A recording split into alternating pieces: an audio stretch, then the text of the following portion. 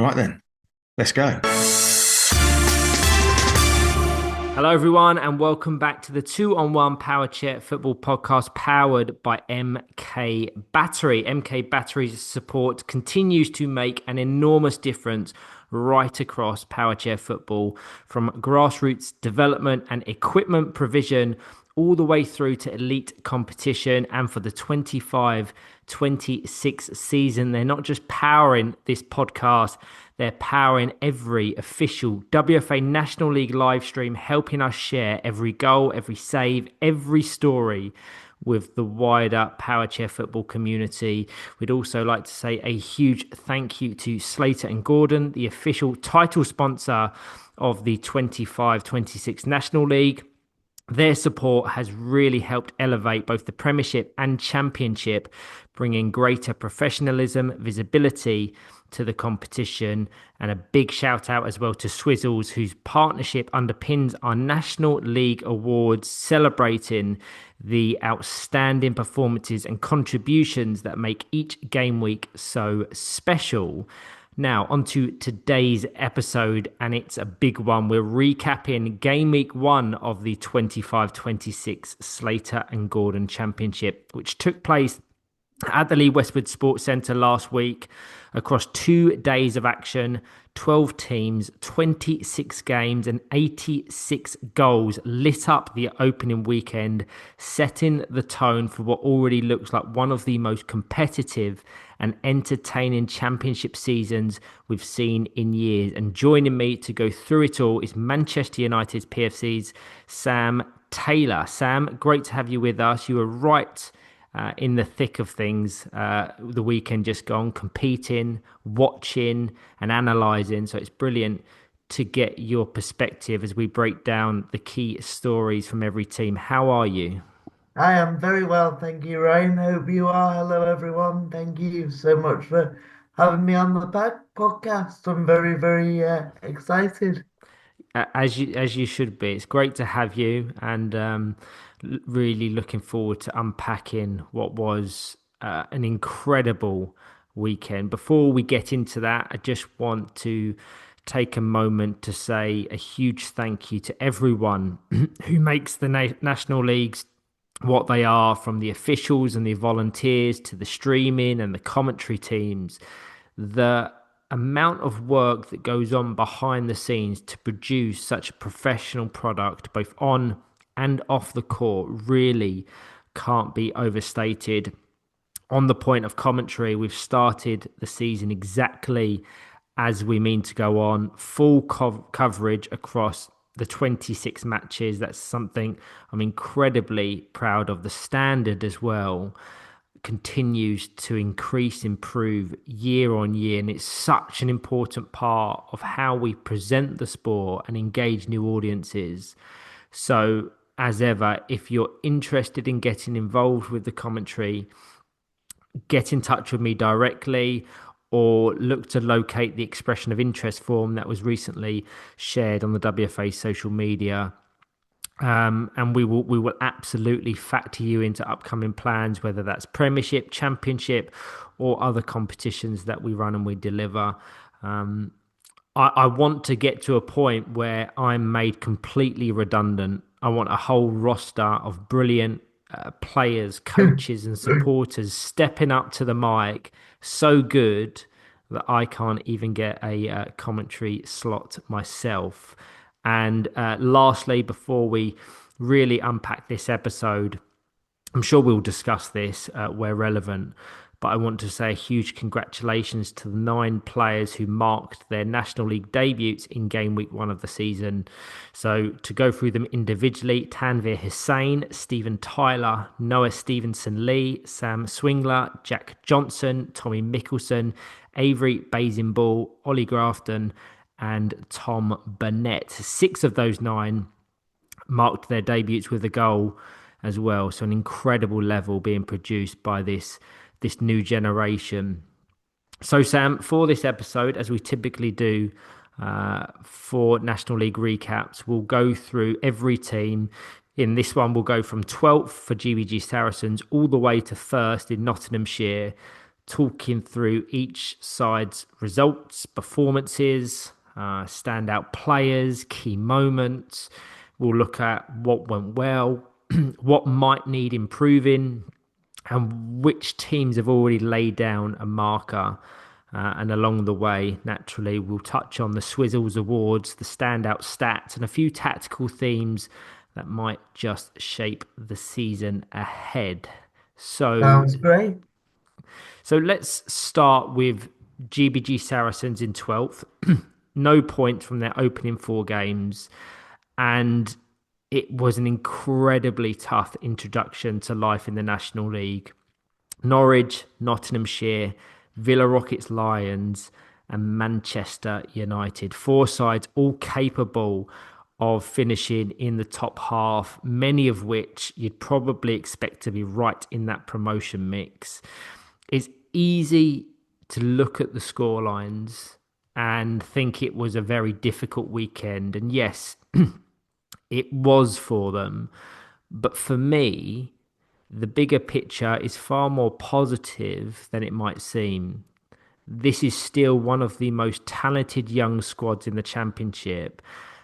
And what they're missing right now isn't quality, it's experience. Sam, when you look at GBG Saracens, especially with such a young group, what stood out to you in terms of how they handled the step up to National League level? Well, firstly, it's brilliant that we've got the new generation coming through and continuously coming through. New players. You've just listed players that have made the National League debuts this weekend, Ryan, and or last weekend, I should say, and it's fantastic. And GBG Saracens had at least 2 or 3 players in that, if not more. So, it it is all about experience. It's a massive step up uh, from a regional league to a national league. I don't think you can truly understand until you start to play the difference. I remember through my own experience how big that step up was, but I thought they did absolutely fantastic. Even though the results didn't quite go their way, it is a learning curve, and it is a learning experience for them, and they will have taken so much away from this weekend, and so much experience from what the good moments and the difficult moments, and it'll bring them together so much as a squad, as a coaching team. We played them actually in the last game, as you referenced, Ryan, of the weekend, and they made it extremely difficult for us. They were right up for it. It was the last game of the weekend. I think they just lost to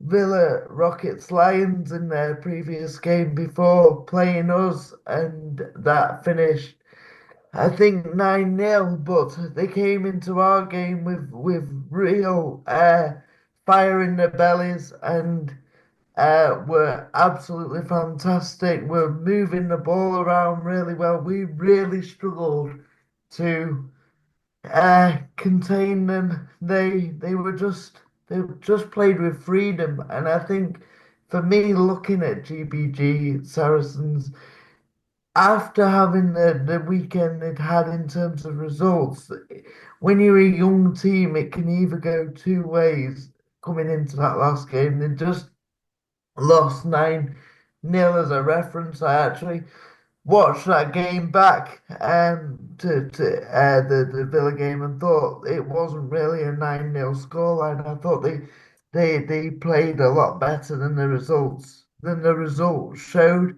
as they did all weekend. And but having a result like that can either go 2 ways as a young team. You can either hide and shrink, or you can go roll your sleeves up and go again. And they had fire in their bellies coming to play against us at Avery.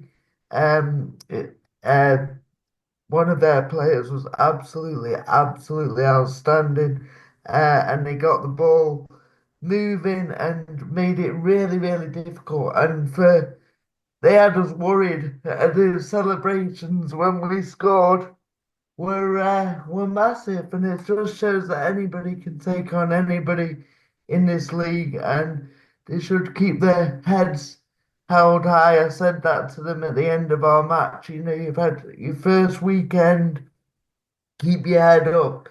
You've got a brilliant young team with brilliant potential, and you can only go forward from here. So I was really impressed with them, and fair play to them because the occasion, not just the football, but the occasion, the spotlight, when you're so young and they've got, you know, players that are between 8 and 12, I think, in their team, and that is, you know, it's a lot to take in, and I thought they handled it brilliantly. So fair play to them. Yeah, I completely agree with all of your assessments. So many positives to take across the weekend. You mentioned Avery Ball. He's a player that I highlighted in my prediction episode just a week ago, and he looks every bit the exciting young player I thought he'd be, despite his age, confident on the ball, calm under pressure, was never one to hide when the scoreline wasn't going their way. He kept making the right decisions in tight spaces. And that says a lot about his mentality. Yeah. I thought Tommy Mickelson's versatility was another real plus. He was asked to fill multiple roles across both days, different systems, different positions, and he did it with real intelligence. I think you can see John Dixon as the coach is still trying to figure out what his strongest combination looks like and how best to use the pieces he's got. And I think that will take time. I know there was a few absences in game week one that will probably be integrated into the squad from game week two onwards. I think that there is the key for me is that there is method here. Even with those defeats, they were organized. They kept their space and their discipline. And the game you've referenced against yourself being Manchester United, I wasn't watching it because I was calling the action on Court B at the time, but I kept glancing over and saw how much they frustrated you. And that coming off the back of that really comprehensive 9-0 defeat, you could understand it if they shrunk under kind of the weight of expectation. And Absolutely. Yeah. but it needed that one late goal from Josh Slack.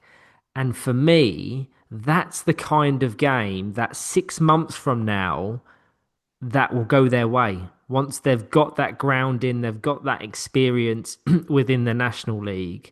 They've faced four of the strongest teams in the division straight away, and they'll grow because of it. Give them 10 or 12 National League games together with a settled lineup, a bit more confidence in those transitions and their attacking play, and they'll look a completely different side. And I would say it with complete confidence that I don't think come season's end they will be in those positions towards the bottom that account to some sort of jeopardy. I mean, being factored into playoffs, I think they've got more than enough. And as I said at the top, as you've alluded to, it's just experience.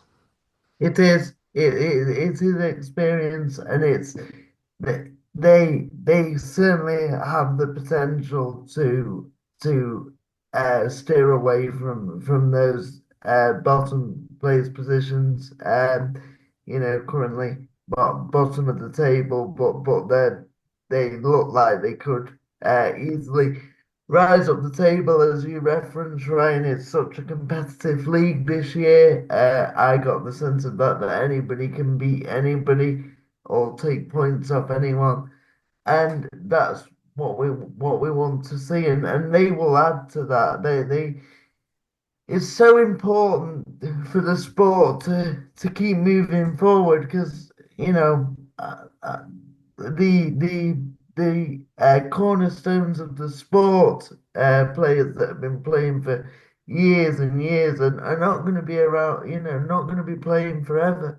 So it's so important that we have these pathways through for younger players, whether that's regionally or through the England team, and to see such a young side uh, competing at this level already, and their passing ability, their appreciation of how to pass the ball. Yes, it didn't always go right. Yes, it didn't always execute the passes and the moves, but you could see a plan there. You could see a pattern, and of course, young players will go up and down a bit in their performances, and that's only natural in young teams. But yeah, I'm so happy for them that they're getting this experience, and I think on their day, as they showed against us, they'll give anybody a run for the money. So yeah, watch this space. I reckon.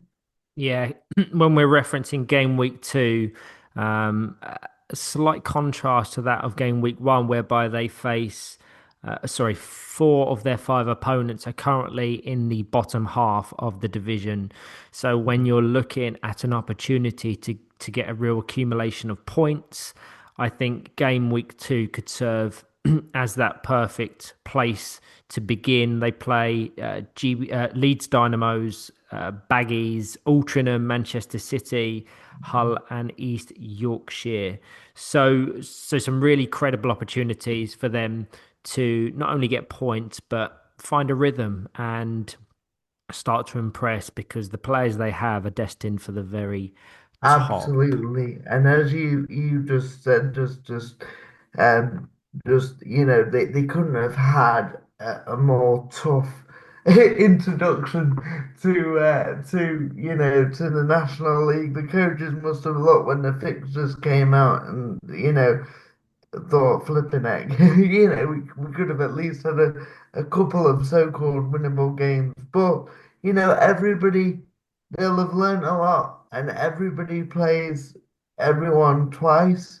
And they've got a weekend where they'll look at it and have some games they feel they can get points out of and score some goals and really get that confidence up. You referenced that they had a few players missing, so getting those guys back in. Yeah, I bet I don't know when they train, but I bet there's been a real buzz around training if they've trained this week. Just debriefing and the experience, and yeah, it's brilliant to see. It'll be interesting game week two because it's a fairly quick turnaround between game week one and game week two, being just over a month. And then following game week two, we have a 3 month gap between National Yeah. League weekend. And then following the resumption of Championship football in 2026, it's a really tight turnaround with fixtures in February, March, and April. So this is going to be the case for many different teams, not just GBG Saracens, but you're going to want to get a good accumulation of points. You're going to want to impress in November, sorry, because of how big that gap is. And if you have any Yeah. lack of momentum or results don't go your way, they'd kind of eat you up across the Christmas period. So I think we'll see a lot of teams come out the traps flying in November. We haven't got long now at all. I think it's a month, under a month today. So Yeah, really exciting. it's a really good point that, because it's almost, I always see the gaps as like when you get to say November and we're not playing again until February, it's kind of two seasons within one kind of mentality, because you've got such a big break, and if you're in great form, you don't, you just want it to come around really quickly, and you're desperate to keep playing. Where if you're yeah, if results don't go the way you want them to go in November, it's a long time to get back out there, and so it's almost, just keeping that mentality, taking each game by game. I'm a big believer in not looking too far ahead, people go, well, you've got these people, this team this weekend, this team, and I'm like, no, let's just take one team at a time and just, yeah, work it through that way. But it is a long layoff for sure after November. No, I I agree. Uh, let's now progress to 11th. We have Hull and East Yorkshire, a incredibly tough start to their 25-26 campaign.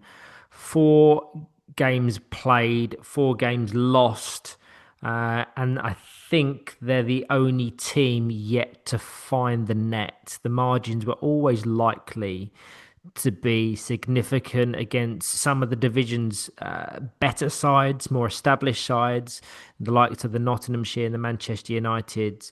But it's the narrow 1-0 defeat to Nottingham Forest that will probably really sting for Hull and East Yorkshire, because Yeah. those are the fixtures that will ultimately define their season, the ones against teams around them in the table. Sam, you've seen probably a lot of Hull over the last couple of seasons. What do you make of their opening weekend? And do you see enough there to suggest they can turn those fine margins into points, into wins, into success? Well, yeah, first of all, it wasn't their weekend for sure. But I know Hull quite well. I know, I know Lee Brennan, the manager, obviously. I know Kai very well. And because they've been in the National League for over 10 years, I think now. So they are really a fixture in our National League. And I believe they've got the experience and the know-how to get themselves out of where they are right now. I know that they're a very well-run club. We've had a few cup games in the last couple of years against Hull and East Yorkshire, and they're a brilliant club. I really, I feel like as a player, I've almost grown up with some of their players playing against them. So, yeah, I have a real soft spot for Hull and East Yorkshire, just because they've been around for so long. And I think they will. I think they will get out of it. I think it's not easy. It won't be easy, and confidence will obviously be low right now. But they have experienced players in that side. With a sprinkling of youth as well. So yeah, I do believe they will get out of it, but it's not going to be easy for sure. Again, the Nottingham game, as you referenced, I was watching that. I think I was watching Altrincham on the other side, but kept glancing over to the Hull and Nottingham game, and yeah, that really would have stung. I know how it feels to uh, to feel like that when you feel that it's just not going for you. We had a few games against Nottingham and Hull last season, which derailed our promotion charge. But for them, they're at the other end of the table. But they do have the experience, and I don't think they'll panic. I think they'll be disappointed. I think they'll go back. They will. Uh, Look through all the video footage, which is brilliant that we've got now, the YouTube stream, which we were chatting about this as a squad. We never used to have that. I think people, maybe new players or new coaches, don't realize how the sports come on in terms of you used to do it all from memory and what you think went right or wrong, but now you can go back, look at the analyze every detail, and they will look at those small margins and they will go, right, how do we solve this? How do we sort this? The one worry I would have for them is every other team has also improved in the league. It's a really strong league, but yeah, I just think with their experience, they won't panic and they'll be there or thereabouts for avoiding the relegation. Yeah, they've certainly got experience, a complete contrast to the likes of GBG Saracens. I think a question I would pose to them is I think they're still trying to figure out their best four, their best structure, the best Yes. way to shape. And that uncertainty and that lack of clarity has played into their results. So it's about structure for me. What they shifted and trialed different pairs in the centre. They've begun with Aston Walls and Kai Gill as kind of the pair, the pivot. And it wasn't until they brought Joel Rothery in to complement Kai Gill that it looked more stable. It looked more compact through the middle. So they're going to have to find the best pairing to suit the game state, and that may alter from opponent to opponent, or they may opt to select one that they're with consistently. Yeah. But it Yeah. just looked like they were playing catch up for a lot of the weekend, and and I think the opposition could acknowledge that as well, and they capitalised. I think Harrison Smith remains a really positive outlet, but he's really having to work from scraps because Hull just have trouble connecting the defence and the attack. So for me, I would be working on the repeatable patterns that connect their build-up play, whether it's working in the centre or expanding the court. Too often the ball clears the defensive third. They manage to get it out the danger areas, but there's very little control in the central areas of the court. I'd like to see one of their wingers. We see it across a lot of teams in the division where they've got a fairly stubborn defensive pairing at the back. And then you have that third winger who almost acts as the third defender, and they play such an important role in not only relieving pressure and preventing overloads in defence, but spearheading the counter attacks. And I don't think they've necessarily got that player yet, or they need to establish someone within that role. And with that, I think they will have more success. I think for Hull, this is a fairly common trend where they start the season slow and then gradually find rhythm. So there's definitely time, but as we have said multiple times in this episode already, just how fine the margins are, just how competitive the division is. So the key will be being braver with their positioning against those mid-table bottom half sides, not being afraid to commit an extra player forward in support. So I think they've got the experience. It's just how that experience now translates to success. And for that, I think they need to just be brave. Yeah, and I think the experience they've lost as well of Cole Simpson, with the euphoria they had in the Premiership of getting promoted after all these years and then losing their star player. It's hit them hard, really, Ryan. I think there's still you talk about the combinations and how they work and that middle pivot or that middle two, if you like, of the goalkeeper and the middle player is so important. For me, it's the most important. It's the bedrock of the team, both attackingly and defensively, and the wingers, you know, feed off that or a lack of that. So yeah, just the whole confidence in the team is low right now. But yeah, like we've said, they have the experience to bring it back. I think I've always liked Aston Walls. I think he's a very good player. And has done very well since his transfer from Nottingham Forest a couple of seasons ago. So they have the blend. Yeah, and we'll see, I guess, if they have enough.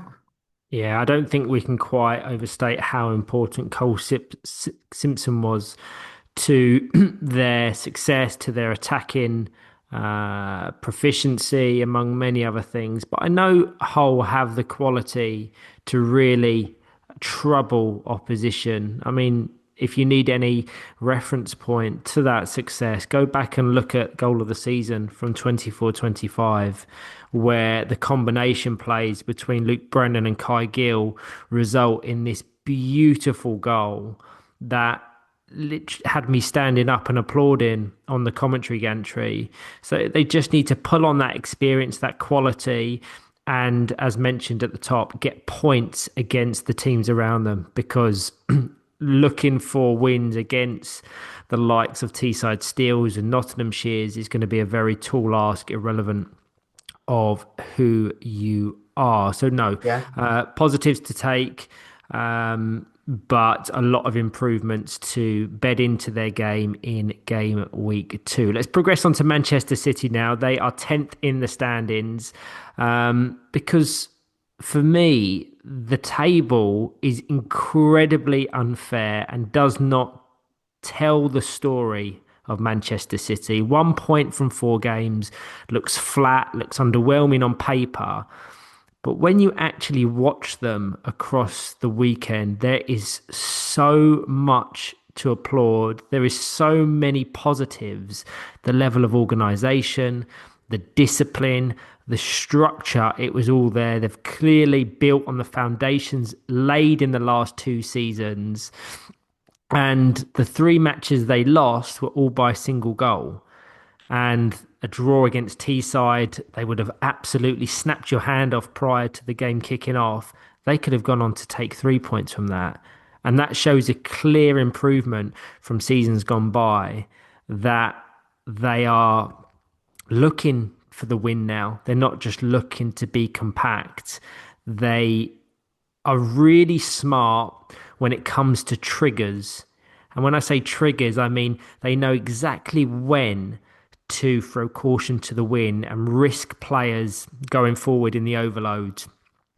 Never easy to play against Sam.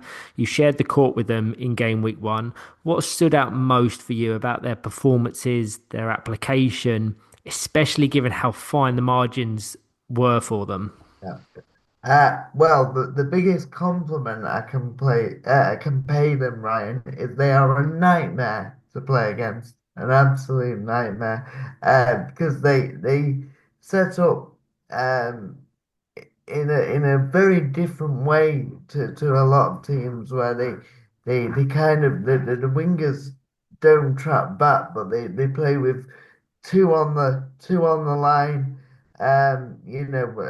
Jay Pixton is a player that I really like and admire. But they are defensively so stubborn. And you create loads of chances against them, and they repel everything. They're like a board. It just keeps it's like having a frisbee. They just keep coming back and repelling everything. So they are they are if you're a team, uh we played them first game of the season. If you're a team looking for rhythm, you don't want to play City first because they will do they're the great obstructors of how you want to play. They're the disruptors of how you want to play, if you like, because they're so stubborn.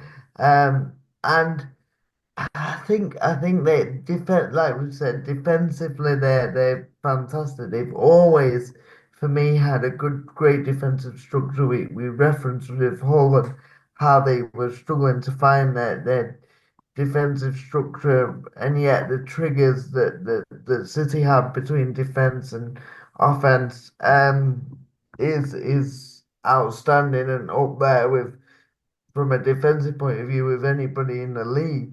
Um, yeah, so they're a nightmare to play against in the best possible way. That you can never question their commitment, their desire. Um, you know, Lucas. Vezza O'Brien reminds me of a younger version of myself. Um, very passionate, and is will do anything to win on the court, and I love that. I love that passion.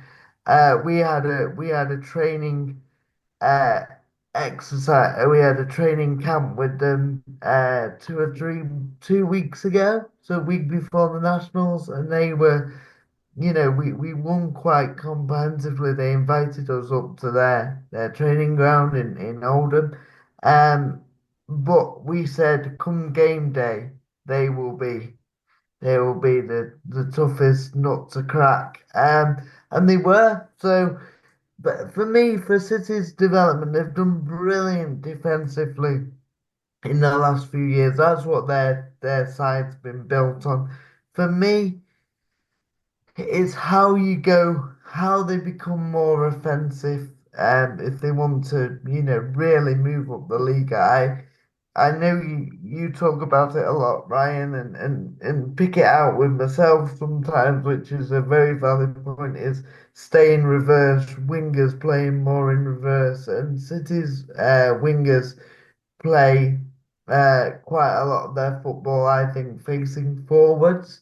So when the ball comes to them, they're great in the dribble and they're strong and solid. But if they really want to get the ball moving and create those patterns of play to get them opportunities and goals, to turn those 1-0 losses, say, into draws or wins, then the wingers, um, you know, need to probably spend a bit more time in reverse to help them with that transition. But yeah, really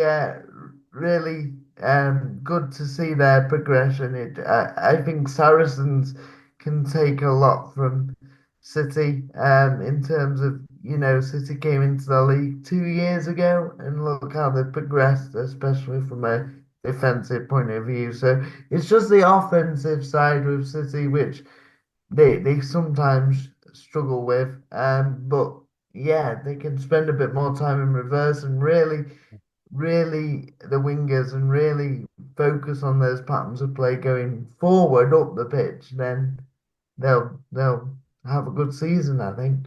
Yeah, I completely agree. I thought when you was comparing yourself to Lucas Vezza O'Brien, it was because you two can talk the ears off of anyone. Um, but with regards to their performances and their defensive stability, you just have to look at their goal difference compared to the teams immediately around them.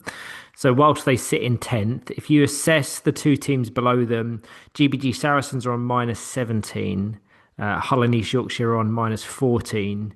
You have Manchester City then on minus 3. And then Yeah. when you look up, you've got West Bromwich Albion Baggies on minus 11. That shows that they are so incredibly tough to break down. When we assess individual performers, Jay Pixton, you've mentioned him. He sets the tone. He's so commanding. He's so composed. He brings calm and control to everything they do. And even across Gameweek 1, we saw him be a little bit braver. Or when I say he, I think the team, the coaches, a little bit braver in committing him forward and utilizing his incredible skill set in more attacking areas of the court. I did watch, I think, 2 or 3 of their games on commentary. And for me, it's clear that when Oscar and Sebastian Spink play together, there's a massive difference. There is just Yeah. more fluency in possession. There is more threat in attack. There were spells, especially against Leeds and Altrincham, and Teesside for that matter, where they just dictated the rhythm and was so unlucky not to get that finishing touch, which saw them yield some sort of points. The step now is so evident, is so clear, but it's a hard ask is turning that solid defensive work into high value chances in the attacking third. The problem with that is that will come with risks. that will come with putting their defence into some sort of jeopardy, because then there will typically be overloads for them to defend against. Something that's never the case. There's always two players rooted to the Manchester City half, if not three. And I would say with confidence, it was the case in Gameweek One. It was across the entirety of the 24-25 season. I think all of their goals come from breakaway counters. Yeah. So something we want to see them do, be more proactive on the front foot. And a lot of that comes from those wingers playing in reverse. But I know it's something they're working on. Having spoken to Lucas on several occasions, it's something he's really trying to put into his game. On the topic of Lucas Veza-O'Brien, he scored his first National League goal at the weekend, a huge moment for him, something he's been chasing for over 2 seasons. I hope that will boost his confidence. And with City as a whole, whilst I really admire their philosophy of sharing the minutes and responsibility and the captaincy, something fairly unique, with the margins at this level being so fine, to start turning those 1-goal defeats into results, I think they'll benefit from settling on a real consistent best four, starting four. And for me, that, from what I've seen, and it's just my opinion, that's Jay Pixton, that's Oscar and Sebastian Spink playing together in almost a really fluid central role. And then probably James Simpson as the high and wide winger. I think that quartet has identity, has balance. And then if you have the likes of the Kareem Alis and the Lucas Veza-O'Briens all pushing to get in that starting squad, I think there is no telling what this team can do. And it's really exciting. It really is. But something that I mentioned on the preview podcast, I mentioned on commentary, is there is a high likelihood that Jay Pixton misses 3 or 4 weekends of this season. And I don't know how they acclimatise to that absence, because he is so central to what they do. Yeah, I didn't realise that Jay was not going to be there. That's for a few weekends highly likely. That's a massive blow. I can say from my own experience, we had times last year where Josh and Kieran between them for Man United were not available for 11 out of our 22 games for one reason or another. Josh missing 9 and Kieran missing 2, and it was tough, really, really tough. So, and Jay is the anchor of everything that they build upon. So it'll be really interesting to see how they go if and when he's unavailable. Yeah, I agree. But if they keep the margins this tight and they just add that little bit of sharpness from open play, from restarts, from set pieces, the results will come. They are far better than their league position shows right now. Yeah, absolutely. And if they can really upskill one of their squad players to fill that Jay Pixton void, I think they'll be okay. It wouldn't surprise me if they start playing an Oscar Sebastian Spink pivot in the centre. And that in itself excites me at the prospect of watching the twin telepathy come to fruition, because it's clear that they have a connection when they're on the court together, and they're almost in competition with one another, which I really like in a positive way, because they kind of, whilst it will never be of the detriment of the team, they both want to really impress. And that healthy competition could really translate into City success. So no, I'm very encouraged by Manchester City. Let's progress on to West Bromwich Albion Baggies in 9th, 3 points from their opening 4 games. There's a lot to unpack here, Sam. They had moments where they looked in control and professional, that 3-0 win over Hull and East Yorkshire being the standout example. But more often, they had spells where some of last season's uncertainties seemed to resurface. The 8-0 defeat to Nottinghamshire will grab the headlines naturally. But the wider story isn't about being outplayed by the now league leaders. It's about the gaps that that is clearly there between them and the pack above them because they're Yeah. not settled, because they haven't got that established starting four. And it's something that I've highlighted is Baggy's success will come when there is stability, there's familiarity, and that's something that didn't appear in game week one. There's talent without question, but it's just about balance and rhythm. Give me your assessments. Yeah, well, I've seen clips of their games. Didn't get the chance to watch a whole lot of their performances. But they they had the issue last season of having 8 players to pick from, which I mean I remember in a game against us they changed 4 players at once. So. And I think this year, despite losing a couple of players to various teams, I was speaking to Dave and Dave Lewis and before the Nationals, and I said, "Oh, you have you got less players this season?" He said, "Oh, we've got 7." So I was like, "Oh, right, okay." So you've still got quite a few. He said, "Yeah, it's not easy trying to get that balance of the team and trying to keep everybody happy." Um, and I think they are still in that zone of um of kind of trying to transition into what kind of team they want. We know historically and through all West Brom sides that they like to play good football. They like to be open. They like to, sort of the opposite way of City playing in some ways where it's quite tight and compact. West Brom will all West Brom teams will try and open the play and play good football. But yeah, it doesn't seem balanced to me, the squad. There's something missing in terms of balance now. I know they're very young, and some of the players and that they brought in as well.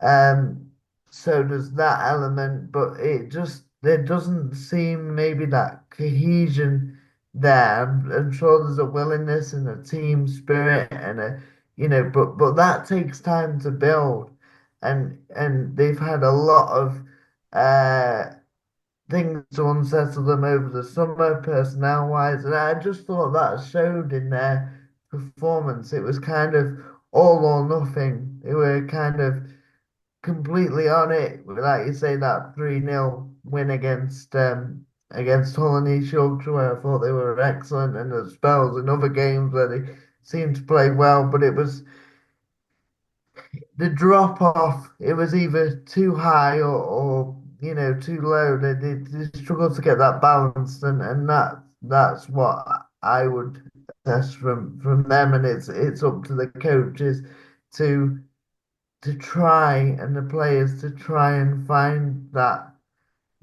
missing piece really. I think they'll be okay. I think they'll survive in the league.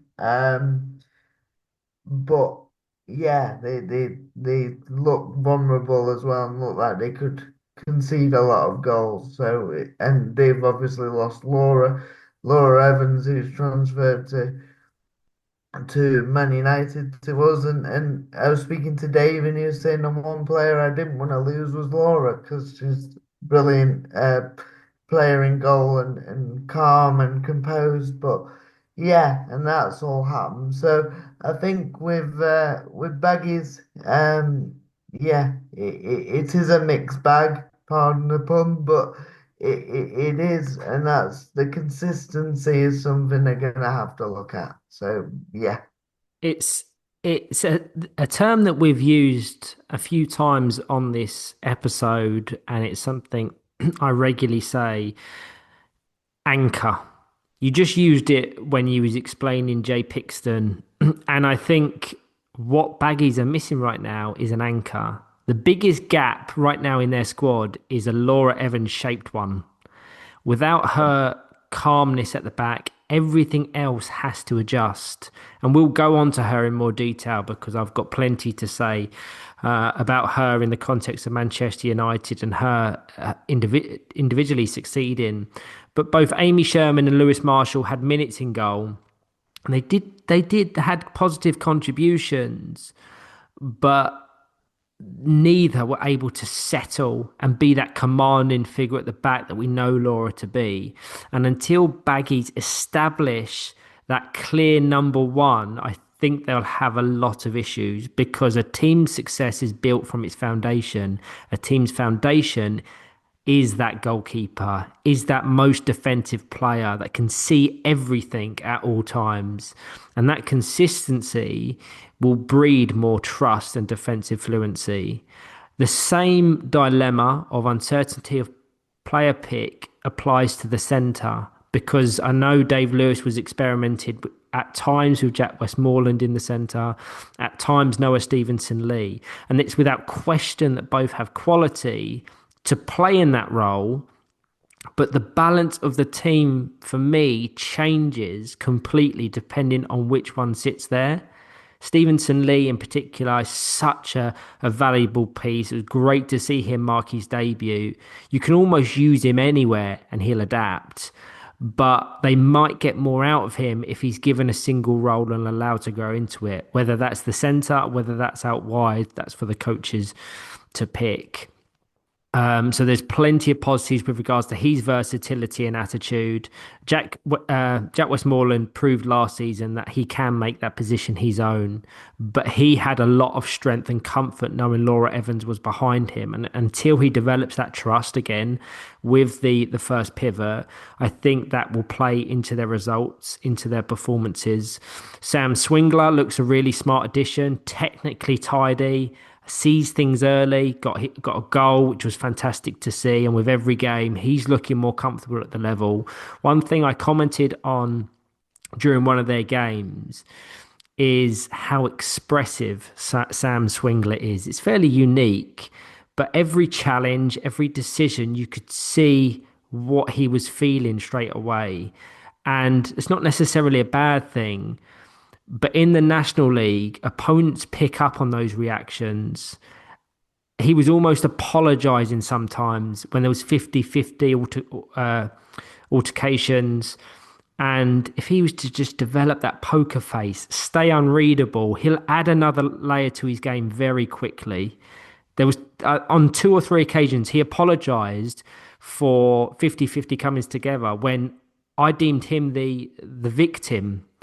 And he made the ref's decision for them. So the talent is in the squad, no question. It's about structure. It's about fluidity. And if they can find that defensive anchor, whoever that is, decide on a consistent central setup, I think in 10 games' time, 2 or 3 game weeks, we'll see them develop a real identity, and I think they have the players to give anyone a game. I agree. I agree. They do. If you've got something riding on a game playing against them, like I don't know, relegation, promotion, because I think they'll be mid-table probably. But if you're a team coming up against them, the last team you'd want to play is West Brom because they are unpredictable. So and just picking up there, you said about a player, I can't remember who it was, going into 50-50 Sam challenges. Swingler. Sam Swingland, thank you. That's something that, yeah, I can relate to because I remember when I started playing, my coaches had to sit down with me and go, "Don't throw your arms in the air all the time," and apologize for 50-50 challenges, and that's part of the game, and yeah, and so, but that's something that comes with experience again. We've used that word a lot, but it does, and he will get there, and he will learn a lot from that. So yeah, interesting to see what Baggies do. Yeah, but they're always a fun, entertaining team to watch. So yeah. Yeah, when I comment on Sam Swingler being very expressive, it's in no way a negative. It's just something that I picked up on almost immediately, Yeah, and it was on his debut as well against Leeds Dynamos. But I just acknowledge it as something that he can bring into his game pretty seamlessly because it isn't something technical or tactical, no, and it's something that will help him and the team.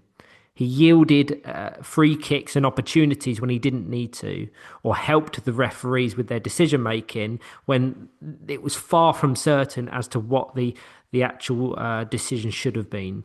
So if he can just work on that poker face, as I said, I think he'll be a good player. But he's only ever played at regional league with Northampton in the past. So, of course, we'll give him time to develop, to adapt, to get used to this level because whilst the gap between regional leagues and national league is decreasing, there's still a significant one that, yeah, and we have to see players given time to bed themselves in. But no, there's positive signs for Baggies. It's just the identity. And I have no doubt with Dave Lewis and Matt Gilbert as their coaches, there's few better people, better suited than them to really guide them through that. Let's progress on to Nottingham Forest in eighth, 3 points from their opening four games.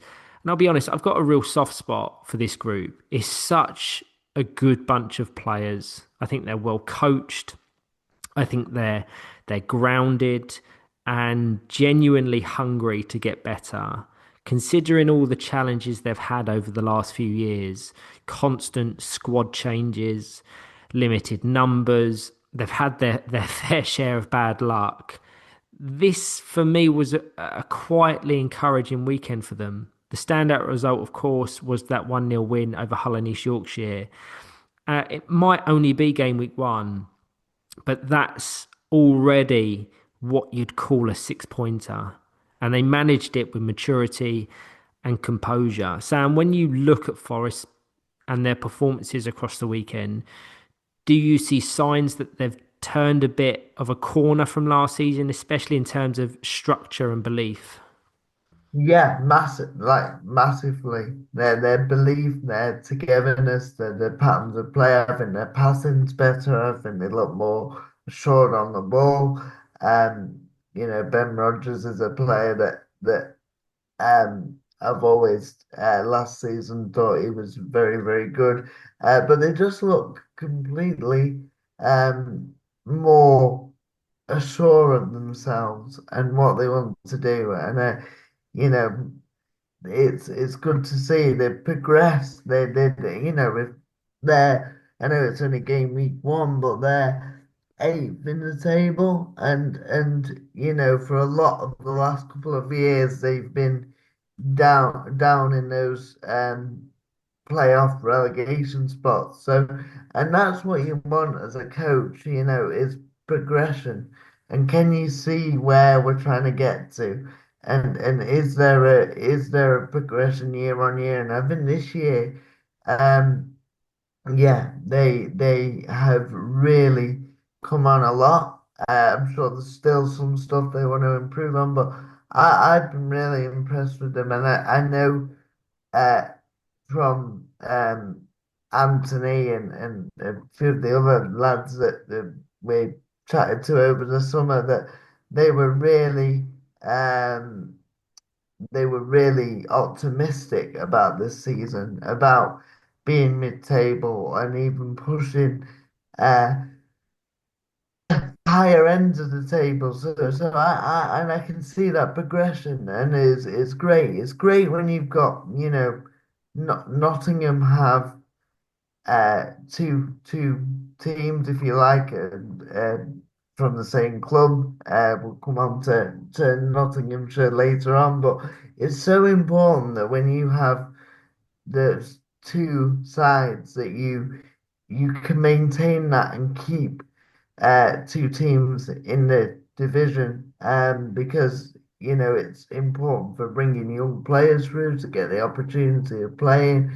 And yeah, I've got a really good feeling this year that Nottingham are gonna be some way away from the relegation zone. So good on them. Good on them. They've had it, like you said, a real tough couple of years. Not always been able to field maximum players and other issues, but they seem to be through that storm now, and I look forward to with a settled side what they can achieve. Yeah, I think that's an important point. Settled side. So essentially, the core of players that ended last season have started this new campaign. I know they were fairly thin on numbers, but I don't think that's something that will be across the 5 weekends. And if we use history as a guide, firstly, Nottingham Forest, I think if you offered them safety now, they'd snap your hand off. They've been drawn into that playoff situation for the last 3 or 4 years. It's been a difficult time for them. So if we use 10th as the safety spot in the division and using history as a guide, they're going to need on average 14 points. So in the past, that has been enough for teams to secure safety and their championship status for the following year. So one win per weekend across the 5 weekends will secure them that safety bracket. So if they stick to what they did well here, maintain the structure, stay disciplined, and maybe show a little bit more bravery going forward, I think they'll have a season that finally reflects how hard this group works. If we assess individual performers, I think Riley Priestley played a huge role in their success. 2 goals already this season, including that winner against Hull and East Yorkshire.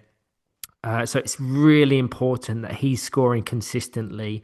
Last year, I think he got 7 goals, which on paper sounds like a fantastic accumulation, but all of those came within one big burst, in one game, in one half, in Gameweek One. A remarkable stat in itself, but he was then continuously trying to match or better that within their games. And I think that played into his mind and the expectations around him, and that manifested negatively. So if he can find rhythm, I think Forest have a real threat up top.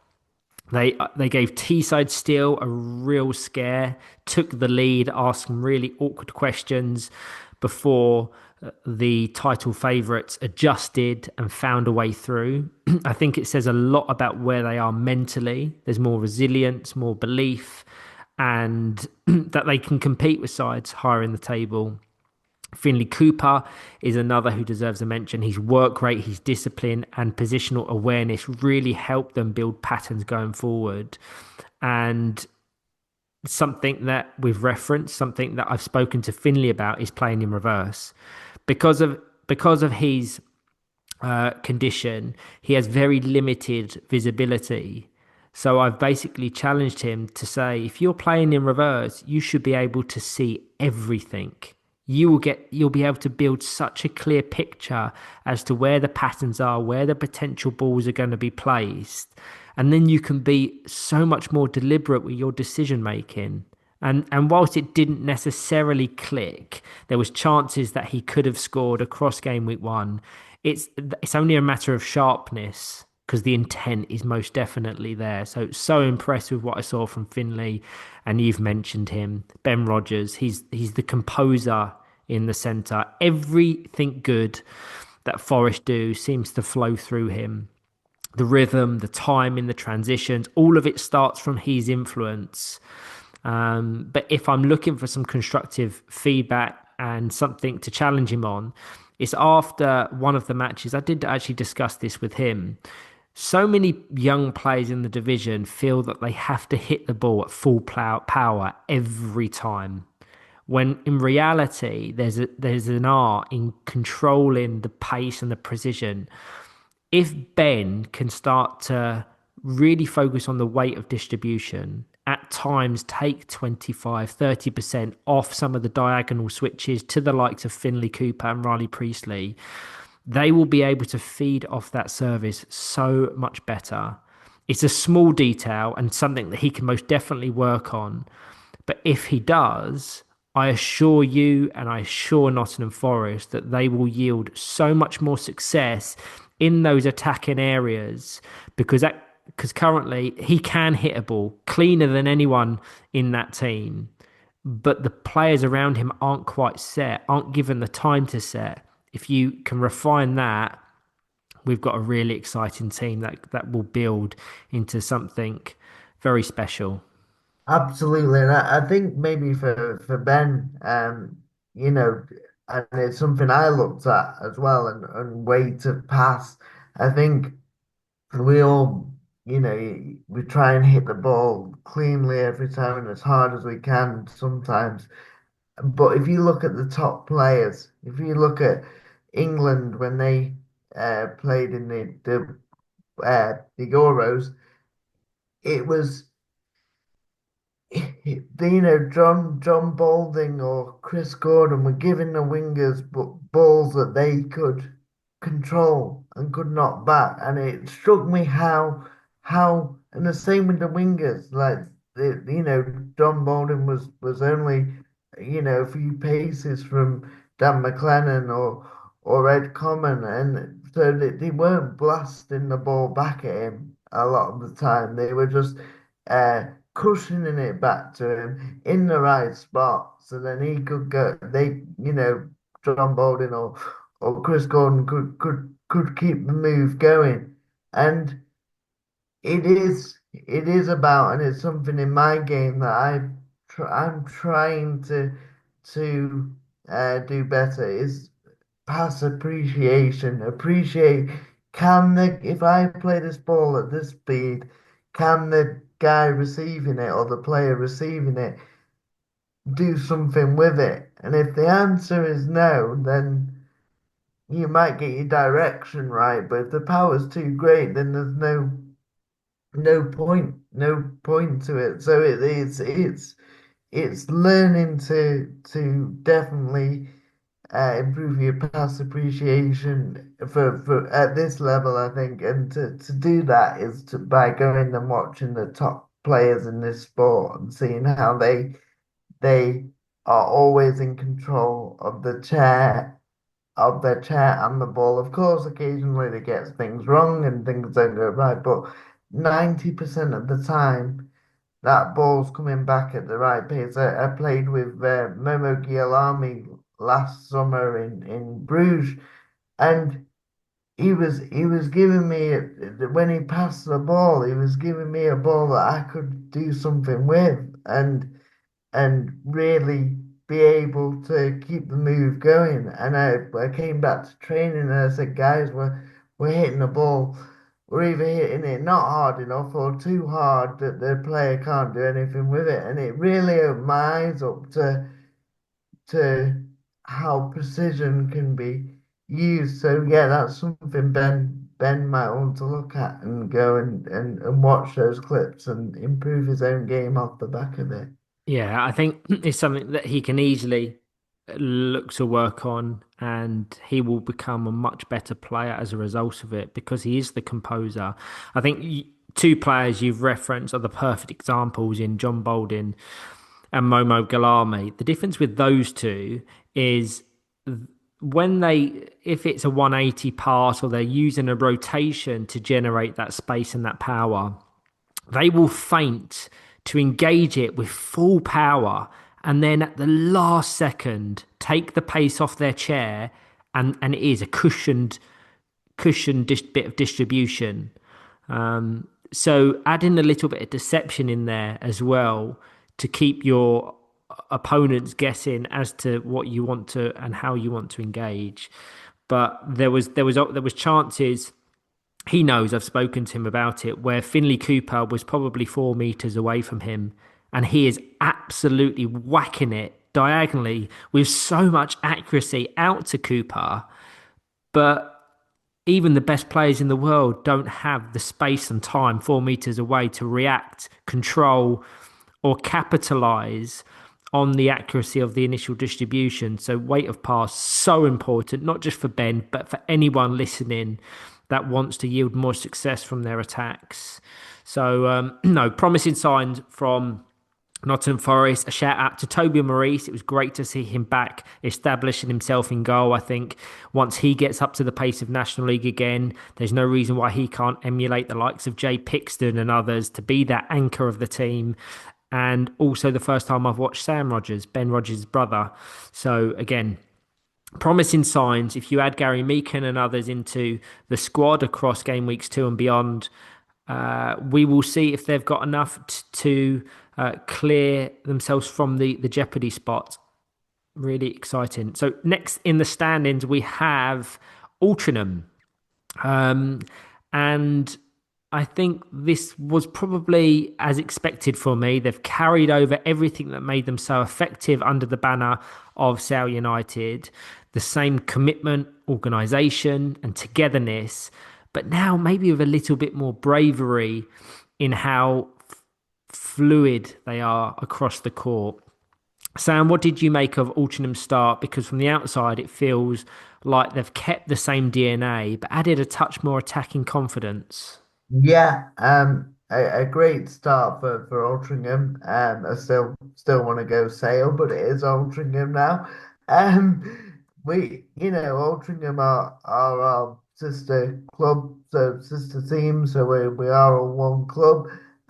So I get to see the Altrincham players at training every week, and and they've just they're feeling around the whole club uh, is really really positive. I think in Jake Hudson as their coach, they've got a player with um, experience of everything that Powerchair football can throw at a team.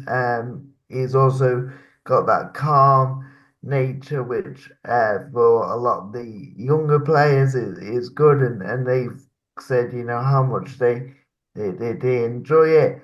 Um, and I mean, Mason Davis is a absolute revelation. I've never, in my experience, not to put too much pressure on Mason at all, but I have never. Mason started playing Powerchair football just over a year and a half ago, so 18 months ago.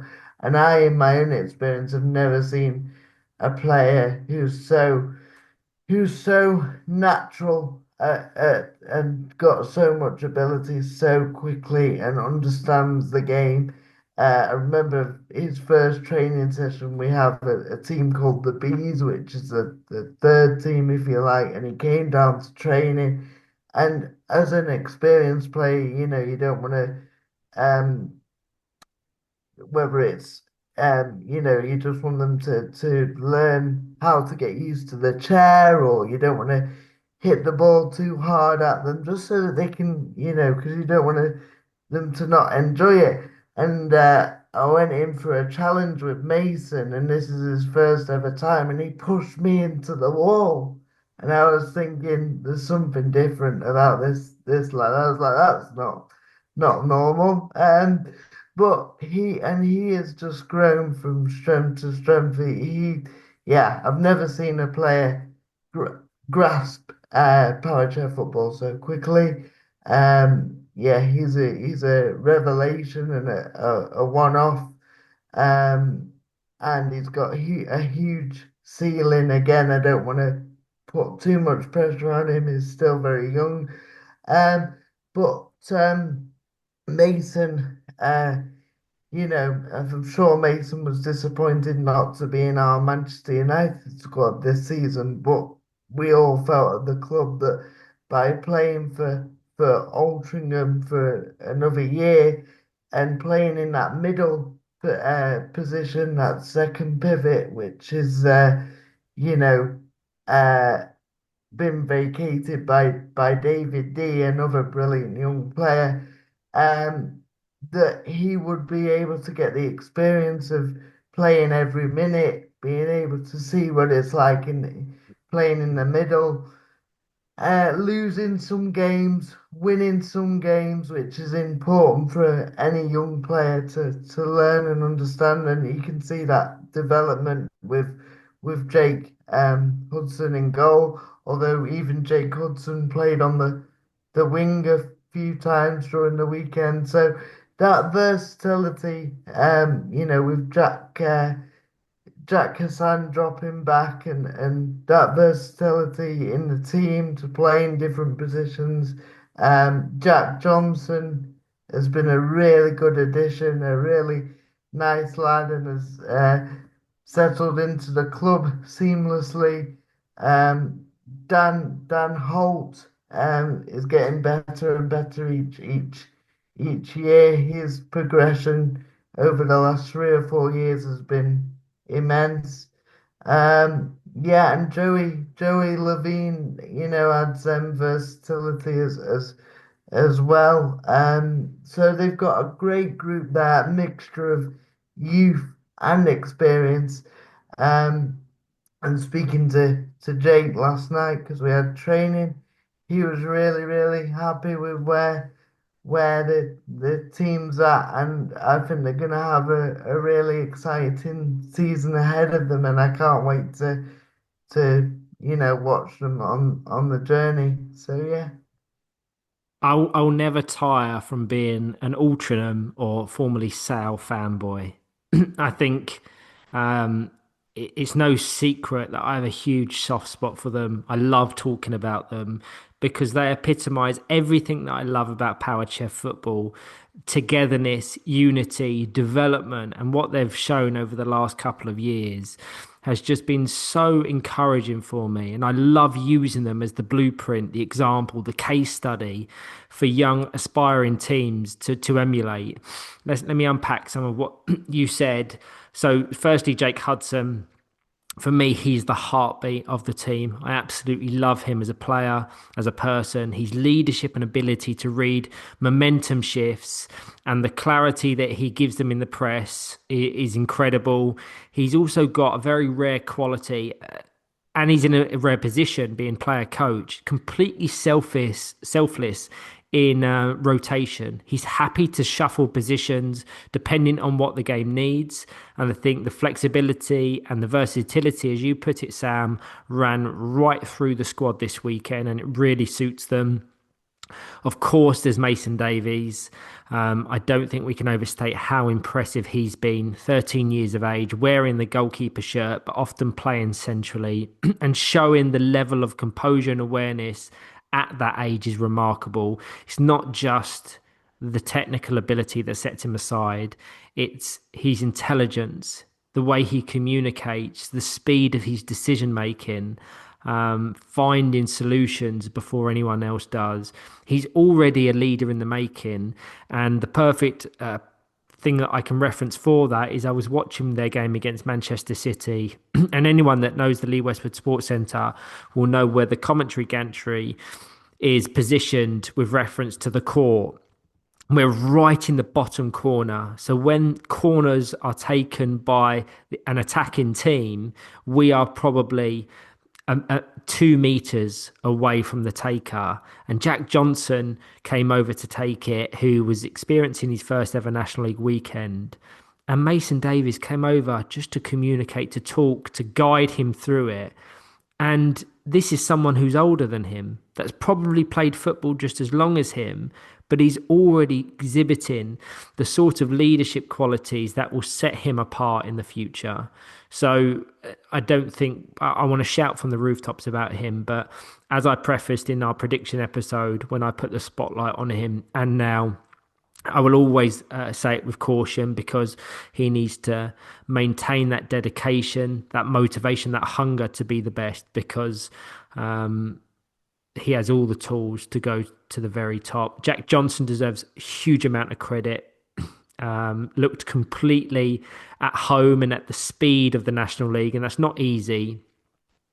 He really did change the tone of games when he came on, and the connection that he had with Mason and Jack Hassan was incredibly positive. They were brave, they were decisive.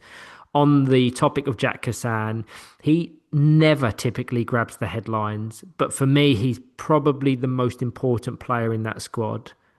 The most experienced player, firstly, someone who quietly goes about their business, but he is the glue that links defence and attack. He is the connector in those transitions.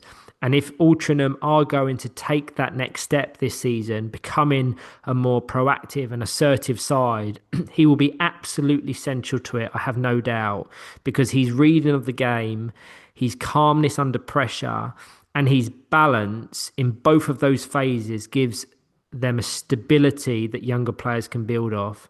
So 6 points from their 5 matches might not jump off the page, but when you look closer, those defeats did come against Norwich, Villa, and Nottinghamshire, who I believe are the top three sides joint on Yeah, 12 they points. are. Yeah. So you've got to apply the context. Against all the other teams, they were right there. They beat Forest convincingly. They edged Manchester City in a tight one, and they just hold their own against the top tier and the top bracket teams in the division. And you've highlighted the depth, and that's something that's been a shift for them this season. Being able to call on the Daniel Holt and the Joey Levine, who are both capable of making an impact once they find their rhythm and their minutes. Incredibly bright, incredibly encouraging, and I cannot wait to see them in game week 2. Yeah, absolutely. And yeah, that togetherness is something that we're really trying to build as a club. We're all one club, even though we have two separate teams. So we're really trying to build it. And I'm sure Jack won't mind me saying Jack Hassan was initially picked for the Man United squad. And then Kieran Burns left, and Altrincham were desperate for a PF1 player at the time. Otherwise, Jake and Dan would have had to play all the time. And Jack just went, okay, yeah, I wanted to play for Man United, but I'll go and do what's right for the club. Um, Model professional he is. which is sounds like a small thing, but it really isn't because it is so um just shows his loyalty, and he probably, he deserved to be in that Man United squad. Obviously was initially picked on his performances, but he just went, no, the club comes first. I'm a club man, so I will do what needs to be done. And his dedication and it being able to put all that behind him and deliver for Altrincham has been fantastic. So credit to And you, Jack. an absolute model professional. I will not shy away from the fact that he is one of, if not my ultimate favourite player in the division. Everything that he represents, his technical and tactical ability, yes, but what he is as a leader, as a role model to the younger players around him, and just that example that you've said there of having a challenge and having a dream and an aspiration and wanting to play for Manchester United, and that sadly not coming to fruition, but that doesn't affect his application, his dedication, and his commitment to Altrincham. So, absolute full credit to him. He's an incredible individual. He is. So let's progress on to Leeds Dynamos in sixth. In many ways, for me, they were just very Leeds Dynamos, tactically intelligent, confident in their structure, and unafraid to take calculated risks when the moment called for it. But something that I highlighted was the consistency, the lack of consistency, which hurt them last season, slowly crept into the new campaign. Sam, you probably saw a fair bit of them across the weekend. Do you get the sense that Leeds are starting to really maybe refine their tactical balance now and find that next step, which will see them challenge towards the top? Yeah, I mean, I don't see any reason why they can't transfer to the top. First of all, condolences to Leeds for losing Jack Britton. Was a been around for years in our sport and was very loved by everyone and will be deeply missed by everybody. Um, but I think Leeds did him proud. I really do. I think he can be they can be so proud of their performances. It was a really emotional weekend for them. We had the minute's applause before the start of play on the Saturday, and yeah, and my condolences to his family and friends and teammates as well. Um, yeah, a big loss for our sport. But I think they carried his spirit into their performances. I thought they were very spirited. They um really tried to play front foot football. I think Dan Rigby and Lewis Harris, their coaches, and of course our Leeds Chariot players, insist upon them that they play attacking and open football. Um, and against us, they found we played them and they found a way to score. Probably, I thought we probably edged that match, but they hung tough and continued to play the football and obviously took the lead. Um, I think they're a breath of fresh air, Leeds. Again, I'm a big advocate for teams having two clubs having two teams at National League level if they can, because I think it's a great pathway for young players to play and not just young players but players that maybe um are you know happy with playing at that level because the Premiership is a whole different ball game. So I think having two teams is so important, and I think Leeds have had a very quite a settled side for a long time now, and I think that's starting to show. Ryan, I don't know if you agree, but I don't see any reason why they can't be up there come the end of the season. I think it's just consistency again, like you said, consistency with them and um trying to maintain the the high standards that they are capable of.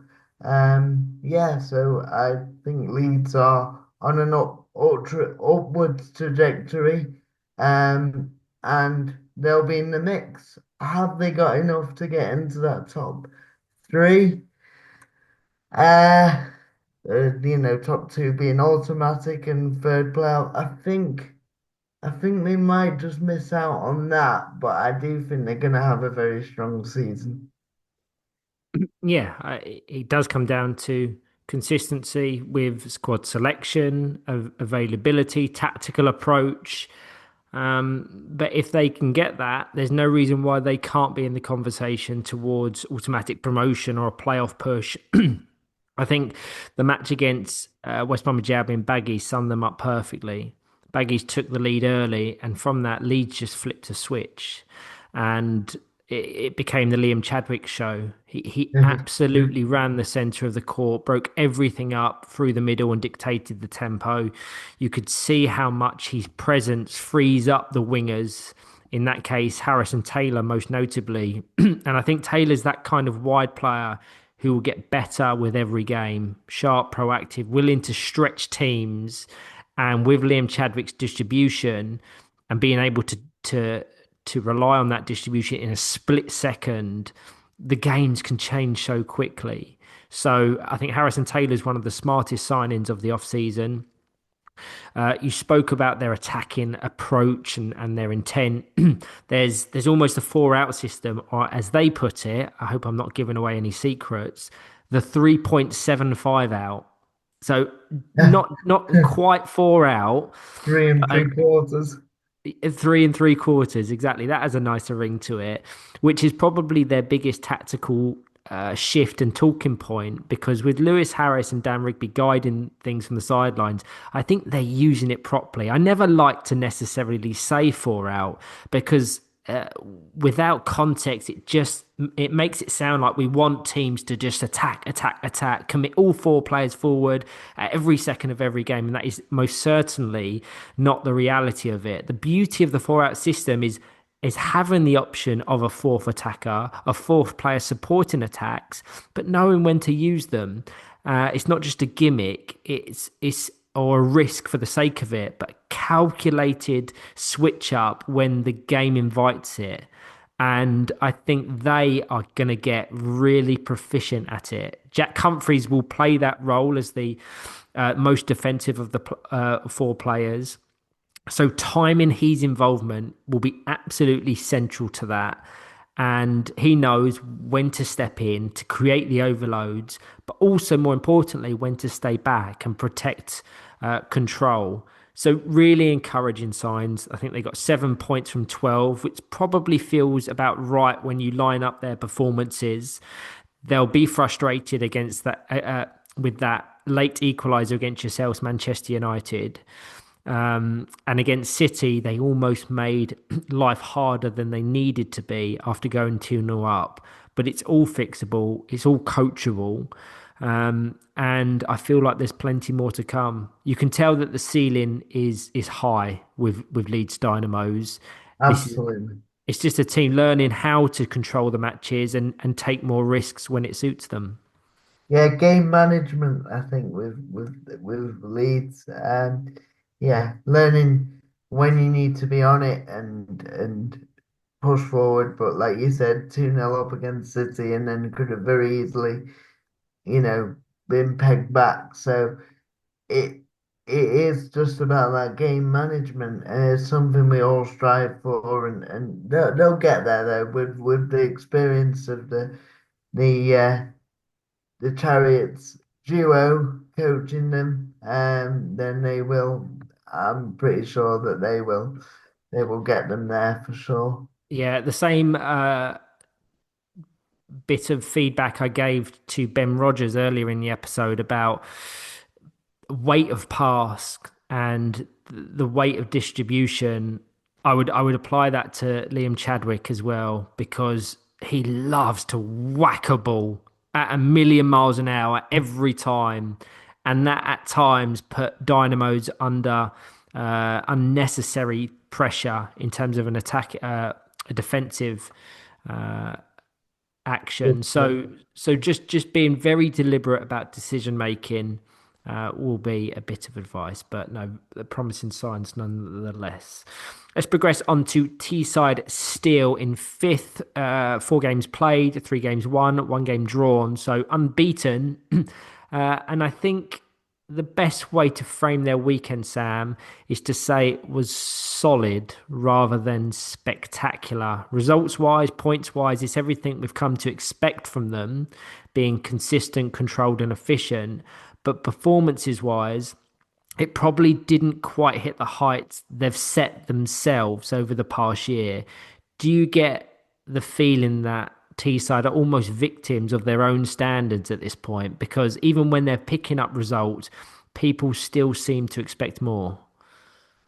I think it's a balancing act. I mean, if you offered any team in this division, and I include Nottingham in that, who are at the top, obviously you want to win all 4 games to start with, but to have won three, drawn one, and not playing your best is a dangerous side. It's a dangerous sign. Sorry, I think for the rest of the league. Because you're not going to play your best all the time. And then can you grind results out? Can you stay unbeaten? Can you win 3 games out of the 4 and only draw the other one? So I wouldn't be too worried if I was the rest of the league looking at that. And I agree, I don't think they were anywhere near their best, but they won 3 games. So and drew the other one. So that as an opponent of theirs and someone and playing for a team that's going to be hopefully in and around them, that would worry me a little bit that they can only get better. I think it's also um, fair to say for them, Ryan, and I don't know if you agree with this. There's probably been a little bit in terms of performances, and over the summer there must have been a bit of a hangover, because they won. Was it They were unbeaten in 18, 17 games towards the end of last season. Had the most incredible run where they didn't lose, I think, from, I don't know, February onwards. So like, Game week one. They lost in game week one of the 24-25 campaign. And right, in the championship division, they haven't lost since. So they've now right. stretched that to 22 matches unbeaten. So 22 matches unbeaten if you take away the Frostles result in the playoffs. So they must I think they would have gone into that game against Fossils thinking they were going to win because of their results at the end of last season. So, but ultimately they didn't. They came up short. So to go again when you've been so close to achieving, something that those players must be desperate for, is not easy. I've been fortunate enough to play in that third place uh, playoff game, or unfortunate because it's very stressful. Um, and I never lost one. So I can imagine what it must have been like for them to regroup to go again. But they have done. They've won three out of four, and I think they'll be just fine. And I think they will be in the top three at the end of this season. I really do. So yeah. Yeah, it's a great assessment. I agree completely with the fact that there would have been a hangover. They would have been bitterly disappointed with that playoff win because I think they had more than enough to bypass West Bromwich Albion Throttles, but Throttles' experience in that one just told come the conclusion of the game. And it was always a question of could they maintain those levels and that consistency in the new campaign. When you look at it on paper, 3 wins, 1 draw, unbeaten again, you cannot fault the output. And as mentioned, the 22 matches unbeaten is outstanding consistency by any measure. That matches the championship record for a continuous run in the division.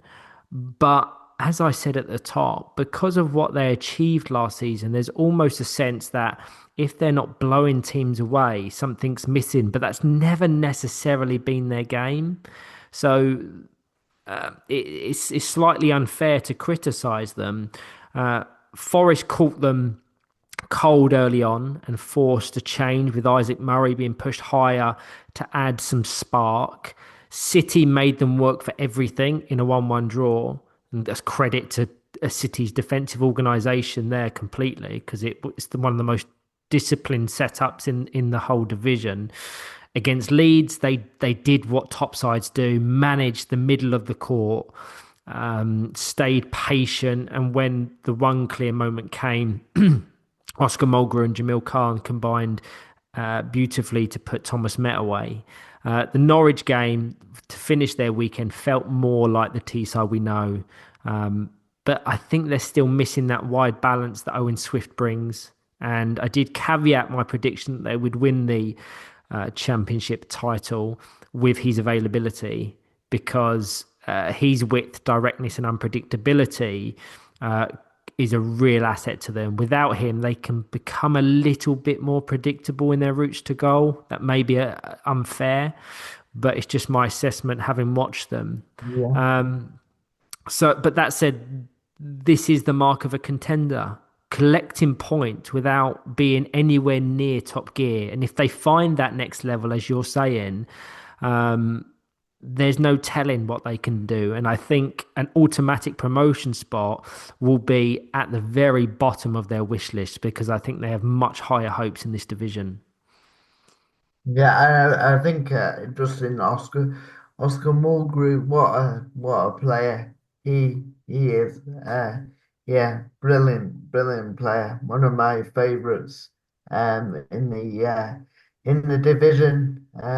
Yeah, just think he's got everything to his game. The amount of goals and assists he got last year. And just he's so calm. Just speaking to me, it's like, just do what I do, and Yeah, he's a brilliant player, and I think they've got a brilliant spine in that team. So I really look forward to. Well, I look forward to it on one hand from the outside, looking at what they do. As long as they don't finish above us, I'll be. Maybe that means we'll get in the top three, but we'll see. Yeah, but good on them. You meet them in your first game of game week 2. Yes. So that will be a really interesting game. But just on that Yeah. point of Oscar Mulgrew, I think he's his own worst enemy because of how spectacular he was last season. And in terms of individual performers within one season, I think that was historic, that 24-25 campaign for Oscar Mulgrew. There's few better uh, it, I've seen on the championship stage than what he did. But because of that, there is this expectation now that he will hit the heights, that he will be just the clear standout in both the Teesside Steel squad and the weekends as a whole. And there's a different pressure around him now. And I think it took him a few games to really acclimatise to, but one that I have no doubt that he will rise to. Well, I kind of not. I'm not saying to Paul Pearson how to run his squad, but I was surprised that Oscar is still in the Teesside Steel squad. I mean, it's great for them, but I honestly thought going into the weekend, I wonder if I'll see Oscar this weekend or if he'll be in the Teesside first team. But I think that would probably be at this time a negative move for Oscar. I think the most important thing for him at the moment is minutes, is consistency, is quality, and we see players of a much higher caliber that are far more experienced than Oscar sitting on the bench for Teesside in the yeah. Premiership. And because Teesside won the league last year, automatically they're in that conversation for 25-26. So would you rather feed off scraps at Teesside in the Premiership, knowing that you might get a Premiership medal, or could you be an absolutely central player to a Championship side that could go on to win the division and historic promotion? Yeah, no, I haven't put it like that. I think, that their Teesside squad in the Prem is scary. So, how good it is. So, yeah, I can definitely see the benefit for him staying there. It was just something that crossed my mind before I turned up on last week. That, yeah, I wonder if he will be there, but he was, and he'll be pivotal in getting them to be in the conversation for promotion. Yeah, completely. Not that my opinion amounts to much, um, but when it comes to players and minutes and where they play their football, I will always prioritize and favor someone playing consistently over maybe going a step above and succeeding in terms of medals and accolades, but not necessarily their own personal development. Yeah, So you mentioned it with Jack Hassan earlier. I think it's a slightly different dynamic with Jack, but I don't think he'll have nearly as much impact in Manchester United as we're seeing him have with Altrincham. And that's something that can be applied to a lot of players. Obviously, in a couple of weeks, we'll see game week 1 of the Premiership where uh, many players have switched allegiance from clubs, and some of them will really struggle to establish themselves to begin with. And I'm not saying that's not possible in kind of the fullness of time, yeah. but it's for me, I just like to see players play and develop, irrelevant of what level that's at. I think it's a balance. I think it's a balance. Of I think course. you get to a point where you know as a player and as a coach, you go, right, does this guy need to be, or person, guy or girl, need to be pushed and, um, you know, are they ready for that next level? Are they going to impact? And if you've got a settled squad like Teesside, who've just won the league, maybe for Oscar right now, even though I'm sure he could add something to that Teesside Premiership side, he will get minutes, and that's why just going back on minutes, Ryan, I think it's so important for teams to try and have two teams if possible in the National League as a whole because players need to develop, and also you need to keep your players, if possible, within the club.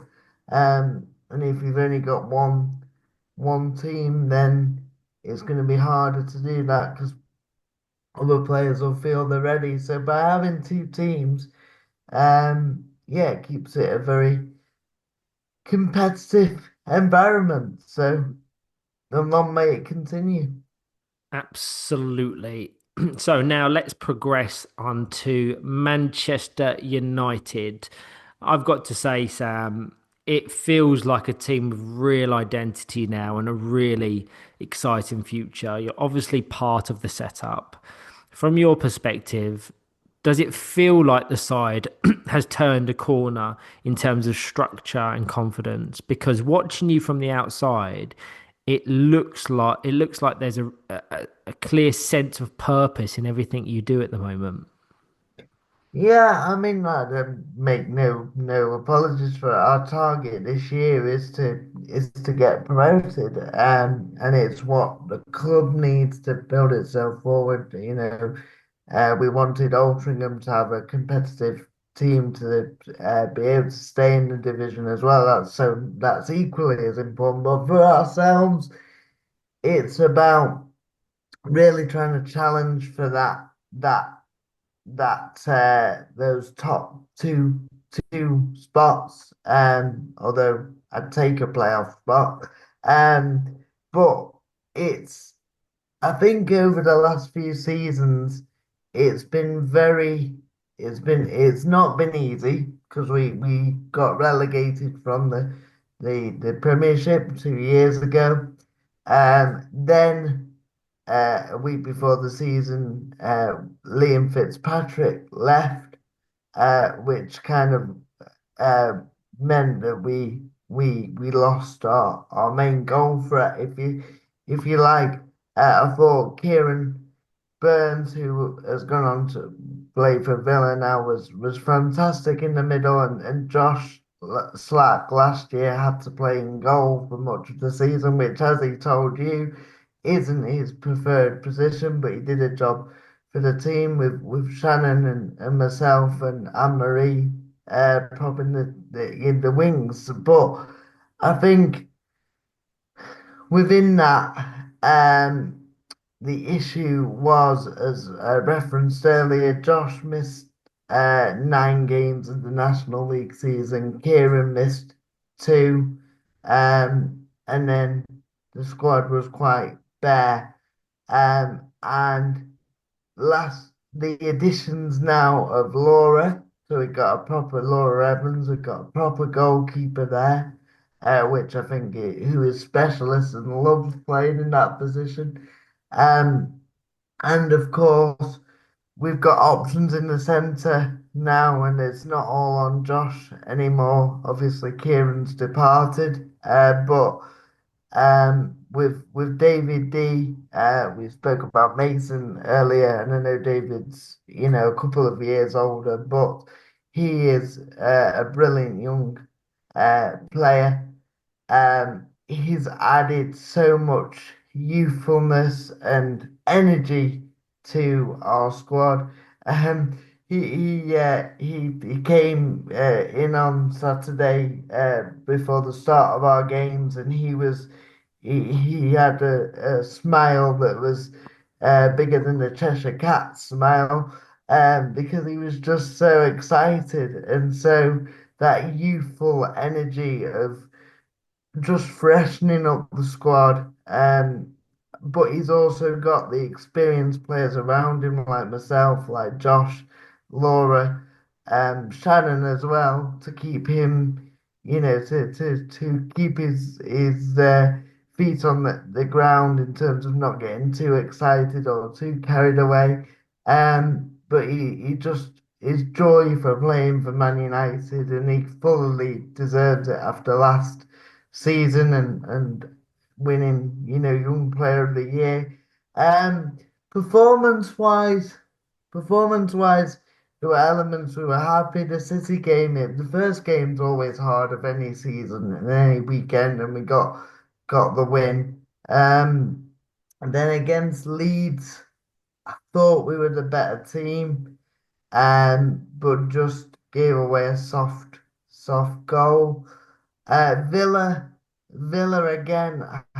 I think against Villa, I was quite surprised. I know they didn't have Mason Hindley, and he makes a big difference, but we probably should have won that game. In my opinion. And we spoke about how passing the ball in the right areas and also with the right pace, for Villa's equaliser as a throwing down the line, and I blasted it to the far side in my own half, and their winger picked it up and put it in the net. So, and that changed the game really on that occasion. And then Sunday was a great win against Hull, trying to pass the ball around and really keep the ball moving. And then we scraped through against Saracens. So I think it's consistency with us. We spoke about it last night that you know, a group as a whole has been on the back foot in recent years, whether that's just kind of been surviving with players missing and stuff, and it's flicking that mentality now, which is not easy, to believing the belief that we're a top side and we can challenge the established in this league. I think Laura and David have settled in absolutely brilliantly. A big massive congratulations to Laura because she's come from a whole Laura Evans, a different setup, and she said to me last night at training how much she's loving her football. You spoke about people playing and loving their football, Ryan, and she told me she loved it. So I think we got a really good environment. I think Josh um is still Josh Slack finding his way on the wing. He scored some really important goals for us, but he as a winger has not played wing for several years consistently. So he's finding his way. Shannon Smith, and I'm sure it's something you've seen on commentary in the last year.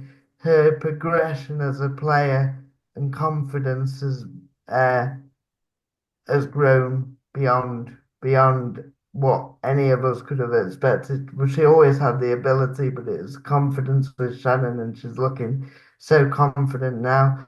Myself, I mean, I'm my own harshest critic, really.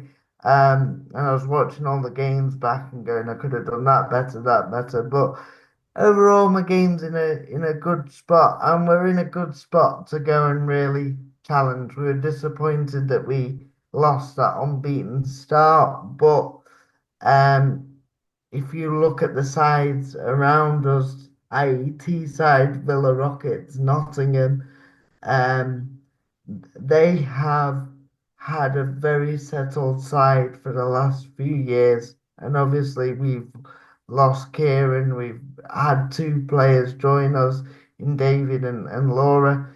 Obviously, we know David well, but so it is those new combinations, and we're getting there. We're getting there. We've got the West Midlands this weekend, and we're gonna really try and build on that opening confidence. But it's gonna be a tight league. It's gonna be a tight league, and we lost two games last year against Nottingham Forest and Hull, which would have given us 9 points to go further up the league. So I think our issue is not how we do against top teams, it's how we break down the bottom teams and cope with being the favourites. And that's something mentality wise we're trying to work on. But a good start to the season, solid start. And yeah, bring it on. It is certainly exciting times.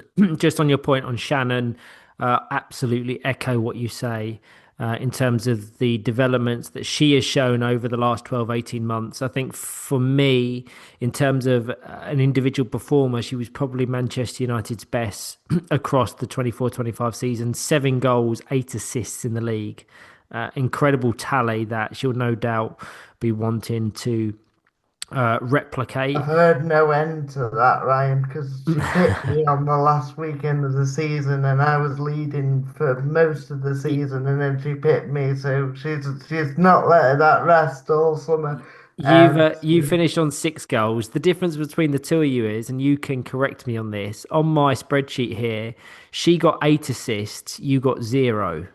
That is correct. I was So unlucky with if we're some. talking about player contributions, you have to pick up your creativity as well. But Yes, yeah. I mean, I wasn't lucky with some. She hit the post about 4 times with 4 balls I put across in the season. But um, yeah, and yeah, I did try and equal that up by putting my winning cup penalty in there and the regional one, but she wasn't having that. So no, we have a good me and Shannon it's on healthy the pitch competition. have a really good relationship as well on the pitches too. Two wingers. I think we went through a lot last season with everything going on, and yeah, I'm really happy for her to see her enjoying her football and be confident, and she's such a great person. As is Josh, Josh like somebody I was with at Sale with, and we've seen each other grow up really, and it's so nice to see hard work pay off. I mean, the manager's a bit suspect being my dad, but at times it's hard having your dad as your manager, but he does a good job as well. So, um, it's looking okay. I completely uh, agree with your assessments. Just to unpack some of those points, Laura Evans, I think the addition of her has completely changed the chemistry of the team. I think she's calm, commanding, and gives off this composure that the rest of the team just feeds on. It's one of those intangibles that's hard to measure, but you feel it with how she carries herself, she carries the team, and her recognition as the Swizzles Unsung Hero of the Weekend was absolutely deserved. I really cannot talk about her highly enough. I know how far reaching this podcast is, so I always want to be realistic with my comments and my considerations. But having just returned from Italy for the Ep for Nations Cup, I saw a hungry, talented Scotland side who, for me, are one piece or one player away from really challenging. I think Tyler McClelland and Connor McCall and Ethan Galloway, a really solid outfit, but they need that solid defensive anchor. And for me, that player has to be Laura Evans. I know she recently started accessing Scotland training, and I think she's part of the Scotland development squad.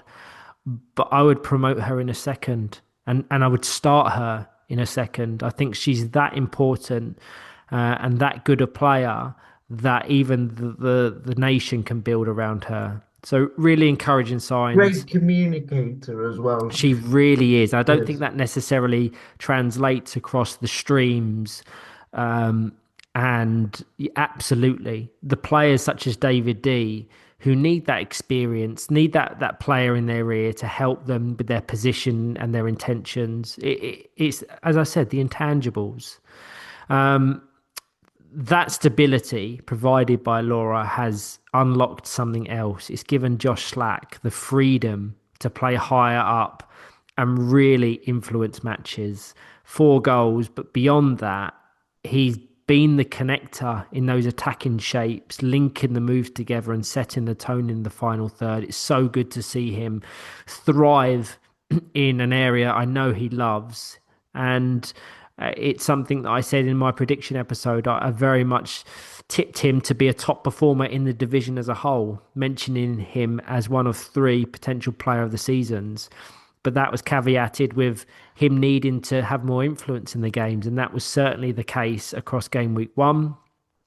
David D, just a sensational player, growing game by Really is. game. You can already see the bright moments, the little combinations that suggest he's bedding into this system so well. And what's encouraging for me, and this factors in yourself and Shannon, is the rotation. There is a fluidity, there is a chemistry that if one player is occupying the centre, another goes out wide, and it never fragmented the momentum of Manchester United's attacks. And that is so encouraging if that's only what's achieved in a couple of weeks of being together or after one game week within the National League Championship. But maybe a stretch for given how strong the top end of this division looks. But if this group stays together, continues developing, keeps that balance, this is a Premiership side in the waiting. The foundations are that strong. Hopefully, I think, yeah, I think, and you said, that we're a new group together, just then, and that's something my dad, manager Pete Taylor, keeps saying to us that, you know, this is new for a lot of you, so just keep bearing that in mind, and we can build and. Yeah, I mean it's great, isn't it? It's great to have a competitive league. It's great to I love it all, just seeing everyone as well and being part of such a wonderful community. It's fantastic. It really is. I completely agree. So, congratulations to Manchester United. We now progress on to Norwich City in third. And honestly, Sam, this is a side that feels completely renewed. They exceeded all expectations coming into or coming away from game week one after what was a really difficult Premiership campaign last season. They've come down and they've almost reinvented themselves. They don't look like a reactive, stubborn team anymore, hoping to hang on to games. They were brave, they were proactive, they wanted to have the ball, they wanted to attack.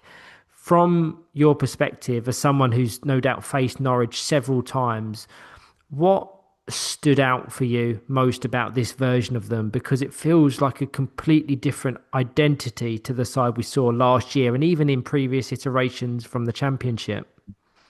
So you mentioned the word there, and I think in sport these two words are really important in establishing how a team is, or in any sport, reactive and proactive. Um, I've always thought Norwich obviously have been very defensively solid in general, going off their championship campaigns in the past. But this season, the way that they've worked on their patterns of play going forward and dominating games and their possession, it really surprised me actually in some ways. Yes, the style of play, which really surprised me, the way that they were moving the ball about and the way they played, but also having been in the Premiership and correct me if I'm wrong, Ryan, but I think they got 1 point all season in that Premiership campaign last year. So to be able to come back and there's a swagger about them, a confidence. I expected them to that their confidence to be a bit dented. I expected them to be up there, but I was expecting, it might take them a while to get into the groove again and have that winning feeling again consistently. But I just thought they were absolutely outstanding. They dominated. They didn't look like a side that had just got relegated a few months before from the Prem. So what a reaction. And fair play to the players and with the way they've been working. You can really see they've been working hard over the summer. They've obviously looked at the Premiership and what happened there. And of course, you're always going to be on the back foot most games in the Premiership as a lower side. But they've gone right.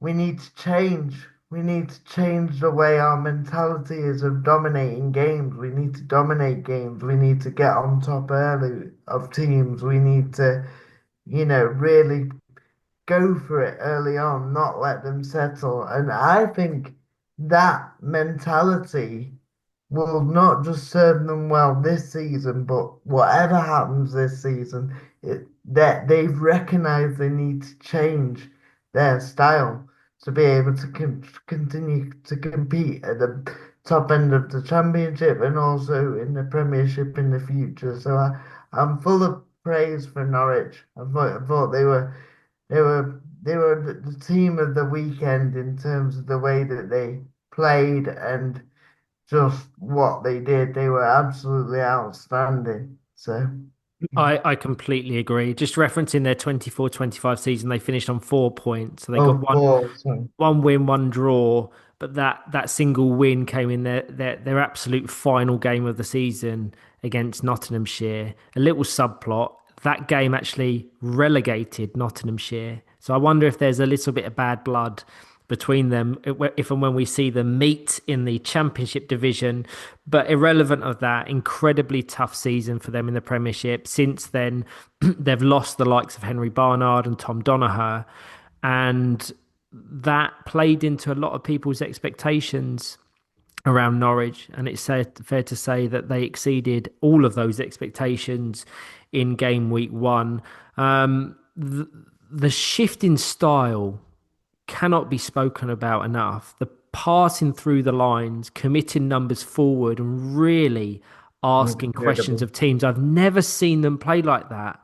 The standout clearly was Mike Coleman. Everything went through him. Typically a very stubborn, dribbling player, was looking to expand. And it was epitomised by the wingers of Johan George or Jack Fulcher or Tom Burnett or other, being as wide as possible, hugging the touchlines. And that allowed them to create the space and create the pockets. I think Mike Coleman dictated the tempo perfectly. He was calm in his circulation. When it was time to reset, he was incisive when the gaps opened, and had the restraint that we're asking, of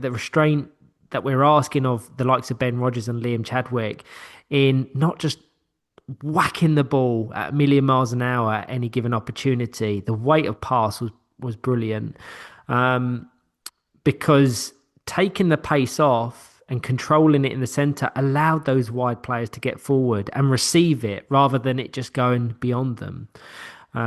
Johan George, incredible. One of the best weekends I've ever seen from him, linking the phases together.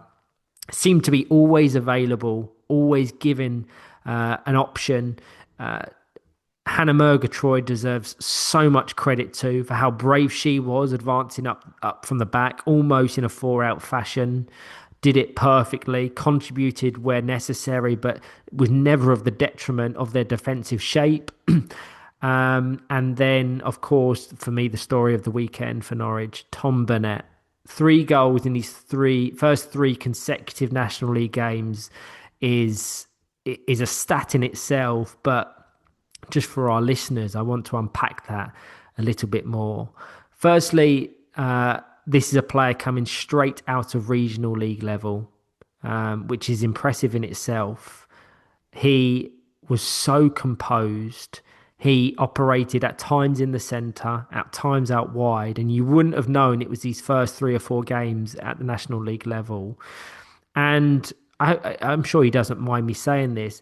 Tom lives in Solent, which is on the south coast, around Portsmouth.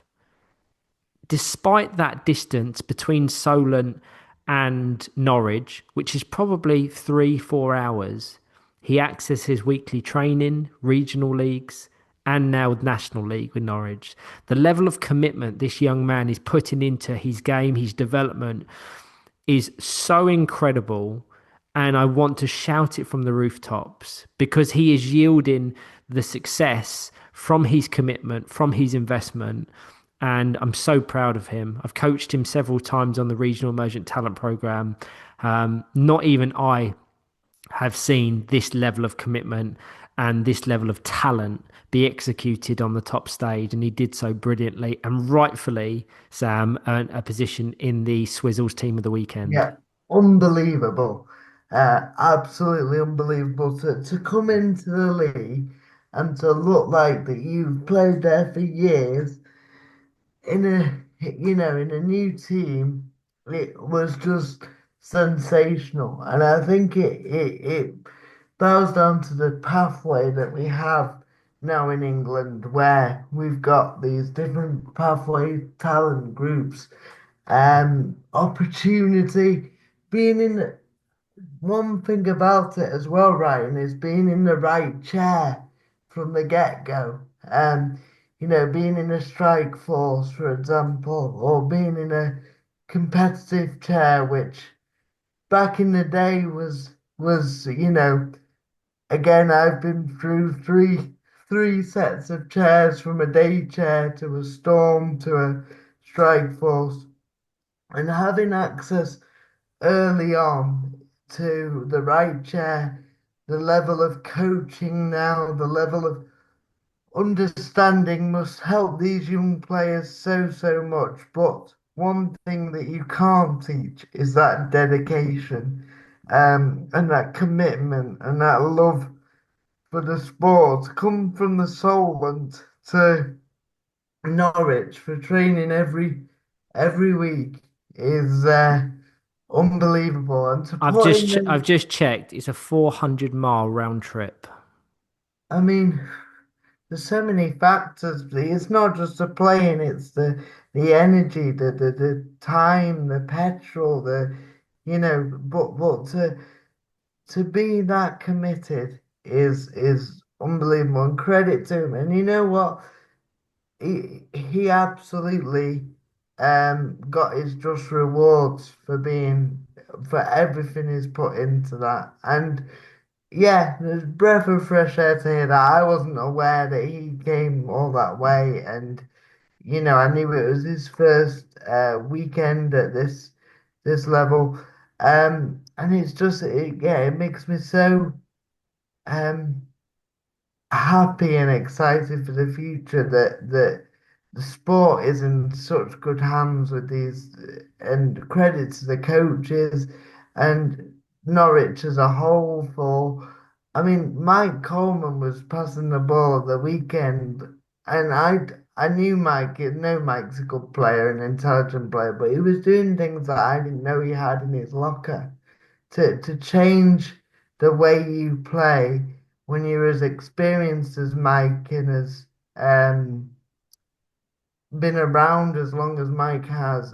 To change the way you play completely is not easy, because you've got your old habits in there, or things that you've been doing since you for years and years. But I just thought Norwich as a whole were were incredible, and a breath of fresh air. And they're a brilliant club, a great team. They've got, you referenced that they'd lost um Henry, and uh was it Tom Donaher they'd lost as Yeah. well. So to lose those players, and rather than going right, consolidate or whatever this season, they've gone, let's change the style, fresh, new players coming in, anchor of somebody like Mike, who's a top operator at this level, um, is just brilliant. And I've got nothing but praise for them. Obviously, the season's long. We're four stroke five for some teams, games in, four for Norwich, I think. Oh no, they have played five They've games, played five, Norwich. yeah. So we're 5 games in, and it's a long season, but my word, they've put down a marker. They certainly have. I mean, 4 wins from five is a fantastic way for any team to start a National League campaign. Even more impressive when you layer in the context. I think Teesside Steel, their final game was always going to be a tough one. That's the game they lost, and there's no shame in that. But everything else they did was controlled and confident. They handled GBG Saracens well. They were the only team to beat or get points from Villa Rockets Lions. They managed Nottingham Forest efficiently and closed out against Altrincham, who we've spoken about so highly as being so compact and together. Um, as you said, the question is, can they sustain this kind of tempo all season? That will remain to be seen. But if they keep choosing bravery over caution almost, then the direction of travel is only upwards. Fully deserving, by the way, of the Swizzles team of the weekend, and genuinely one of the most encouraging stories to come out of game week one. So, yeah, a huge congratulations. It makes me so proud to talk about Norwich. Not that I'm in any position to be proud of them, but because I watch so much football, I see all the narratives and the storylines around teams and players. And I've seen them struggle significantly for the past 12 months. But for them to come out, forget all of the injustices and the difficulties of their Premiership campaign and channel it in a way that's so positive that can send a message that resonates throughout the Powerchair football community is exactly why I love working in this sport. To So reinvent yourself like that over such exactly. a short period is astounding, really. But yeah, good on them. Completely agree. Let's now progress on to second, which is Villa Rockets Lions. 5 games played, 4 games won, 12 points. Sam, I think it's fair to say they've come out the blocks fast. This was a statement weekend from them, organised. They were confident and they showed real cutting edge. That was cutting edge while they're missing some of their key individuals. From a player's point of view, having played them, and they're likely to be one of your real competitors across the entirety of the 25-26 campaign. How impressive was it to see Villa perform at that level, especially given they were missing Mason Hindley, a player who's typically so central to how they set up? Well, firstly, on missing Mason Hindley, I think we all know what a good player Mason Hindley is, and his passing in the second half of last season. We played him first half of the season last year, and then second half, and he knocked the ball around brilliantly. So Mason's been, to me, has been adding layers to his game. So obviously was a big miss this weekend.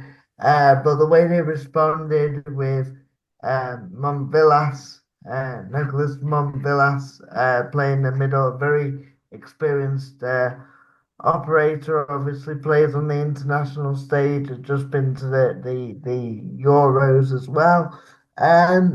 So was very impressive. Yeah, and to see obviously one of my best friends in Powerchair football, Sam Turner, get on the score sheet was brilliant. Came through the youth system with Sam and played with Sam for years with Sale. But anyway, but yeah, Villa were interesting for me because playing against Villa, I don't know, maybe this is a little bit harsh, but I kind of thought it was going to be harder than it actually was. As I referenced earlier in the podcast, it was a game that I felt we should have won.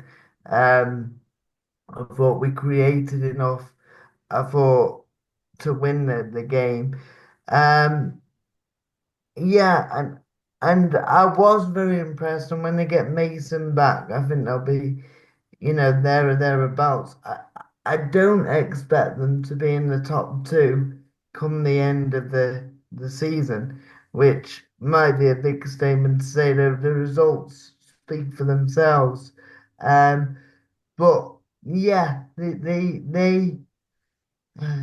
wrong to say that they don't deserve to be there because the league table doesn't lie. But I did when I played them, and it's a one game, but I did expect more from them in a way. I think they've still got a long way to go in their development, and I think they might just fall short in the overall race, but they'll be right in the mix once Mason returns. It, And yeah, it's a great insight, and that's why I love getting players on that can talk from that perspective. Because from mine, I would almost disagree. I think what the grit, the determination they showed in game week one was so promising, and they had a very thin squad.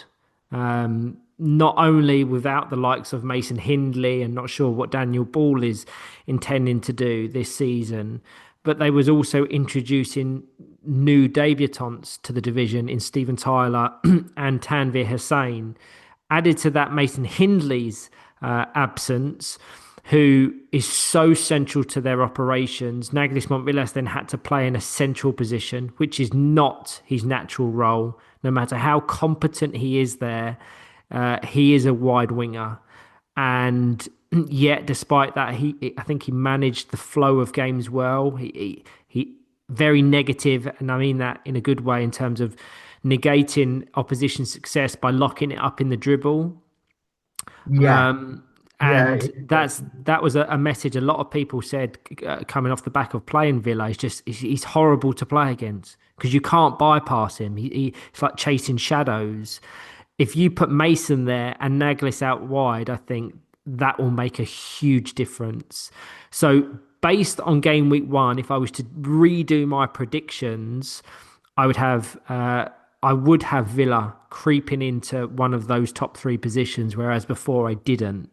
So it's interesting that we contrast slightly. I want to highlight Tanvir Hussain. What an introduction! unbelievable. Yeah, 7 goals across his first National League weekend. That's remarkable by any standard.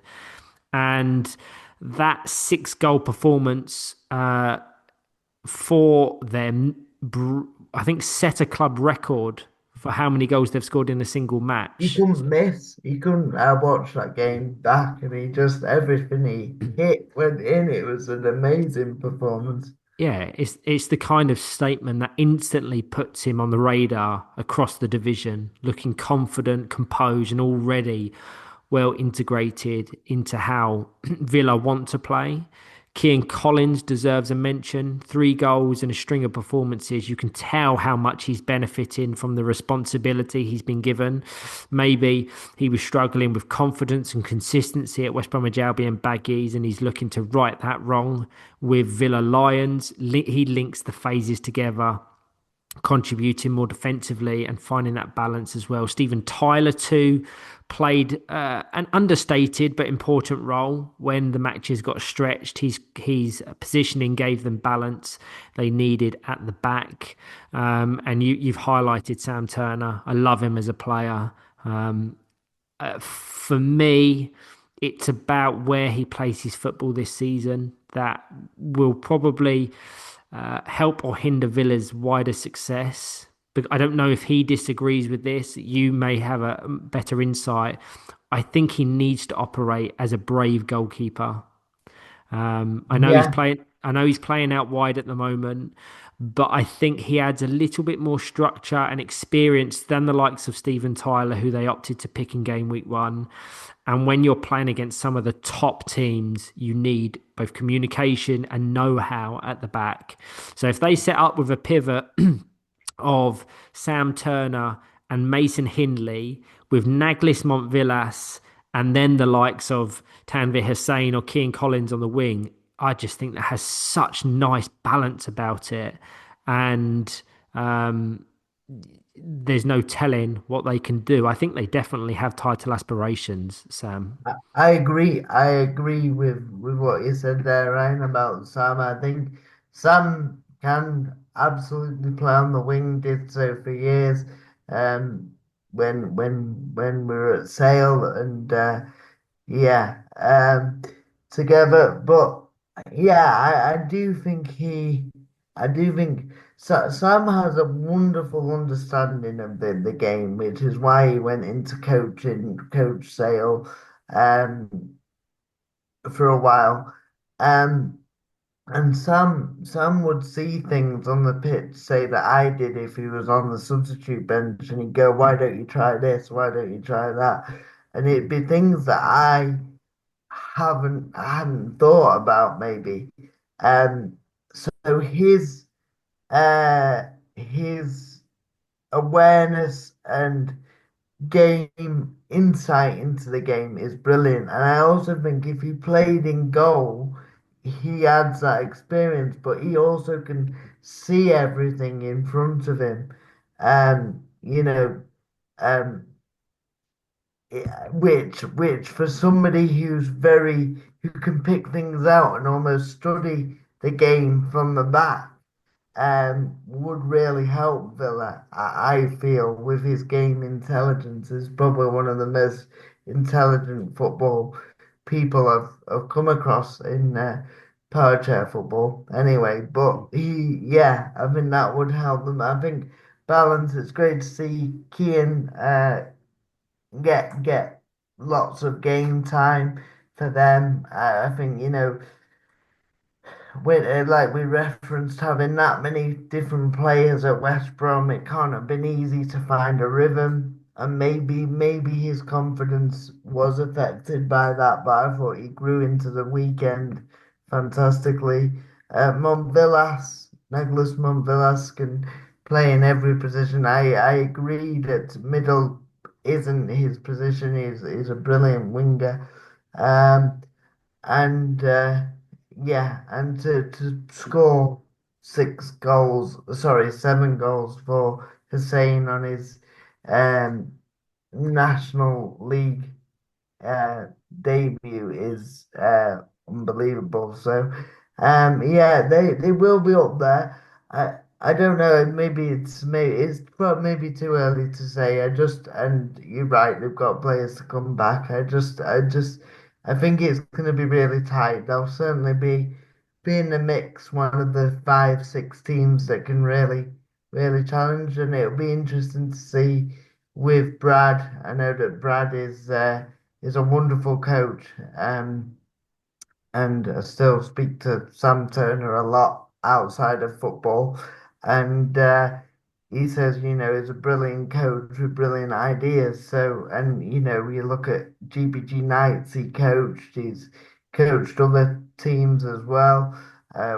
West Brom as well at one point when he was coaching one of the teams. So he is a top coach. There's no doubt about that, and he will make sure that they are ready and will get every ounce of potential out of that squad. Yeah, I completely agree. I mean, I won't go into too much detail about Naglis Montreal because I spent a lot of the predictions episode talking about him. But even in that unfamiliar position, he come away with 5 goals and 6 assists. So 11 goal contributions. You stick him in his more natural position, and he will be right up there in the individual accolade charts. Based on Game Week 1, I think they've already shown they're a genuine automatic promotion contender. Um, and they have all the right ingredients to be right in that mix come season's end.